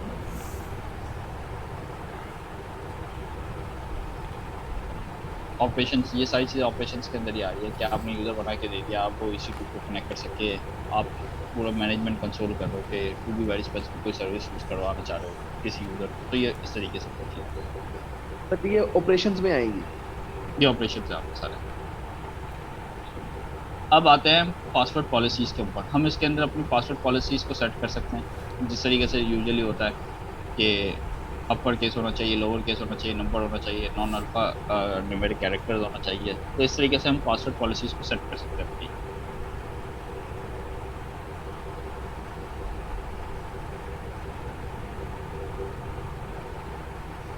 ठीक है, ये अभी ये आपकी पासवर्ड पॉलिसी बनी हुई है। मिनिमम पासवर्ड 8 कैरेक्टर्स होना चाहिए, मिनिमम 3 मिक्स या एक कैरेक्टर्स आने चाहिए, ये वाले आपके पास अल्फान्यूमेरिक वाले, और आइडेंटिकल यूज़र नेम होना चाहिए और ईमेल एड्रेस या ईमेल एड्रेस होना चाहिए। तो ये देखिए, ये इसकी पॉलिसी सेट हुई है। अगर आप इसको चेंज करना चाहें तो यहाँ पे आप चेंज कर सकते हैं, आप जो भी करवाना चाहें, ठीक है। तो ये क्या होगा, अब जब भी कोई नया पासवर्ड यूज़र बनेगा उसके बाद आप वो उसका पासवर्ड सेट करेगा तो ये इस पॉलिसीज़ को देख रहा होगा जो यूजुअली हम यूज़ करते होते हैं। ठीक है, इसके बाद ये कहता है कि एक और सबसे इम्पोर्टेंट चीज़ है, इन पॉलिसीज़ के बाद आपको क्या करना चाहिए, MF। सर हमें यूजर जो है खुद बना के देना होगा ऑटोमेटिकली, यूजर नहीं आप खुद बना के देते हैं ना, मतलब एडमिन तो कोई ना कोई तो होगा ना, उसकी जिम्मेदारी होगी ना, वो ये सारे काम करेगा। AWS क्लाउड, यानी अगर आप क्लाउड हो, आपको आती है सारी चीज़ें AWS क्लाउड की, तो ये सारी चीज़ें आप करके दे रहे होगे ना, ये ऑटोमेटिक सारी चीज़ें तो नहीं होती ना। पासवर्ड पॉलिसी आप डिफाइन करोगे कि भाई ये होना चाहिए, ये होना चाहिए, ये होना चाहिए, डिफ़ॉल्ट वाली तो लगी हुई है, लेकिन इसके अलावा अगर आप कुछ चाहते हो कि और स्ट्रॉन्ग करना है, 8 की जगह नहीं 10 कैरेक्टर्स होने चाहिए, ये होना चाहिए या वॉट एवर, वो अभी जो हमने सारी पॉलिसीज़ देखी आ गई दिखा देंगे वापस से। अकाउंट सेटिंग्स, ये change policy,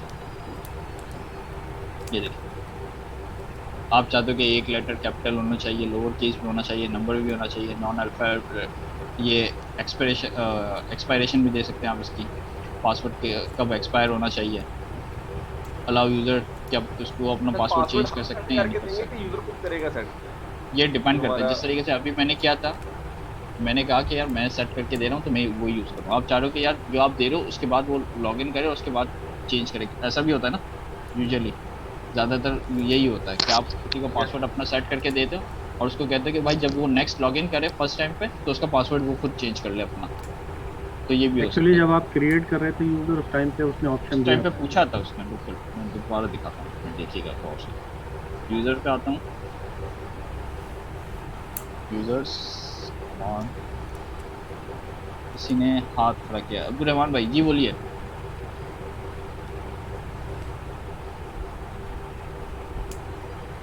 add new user,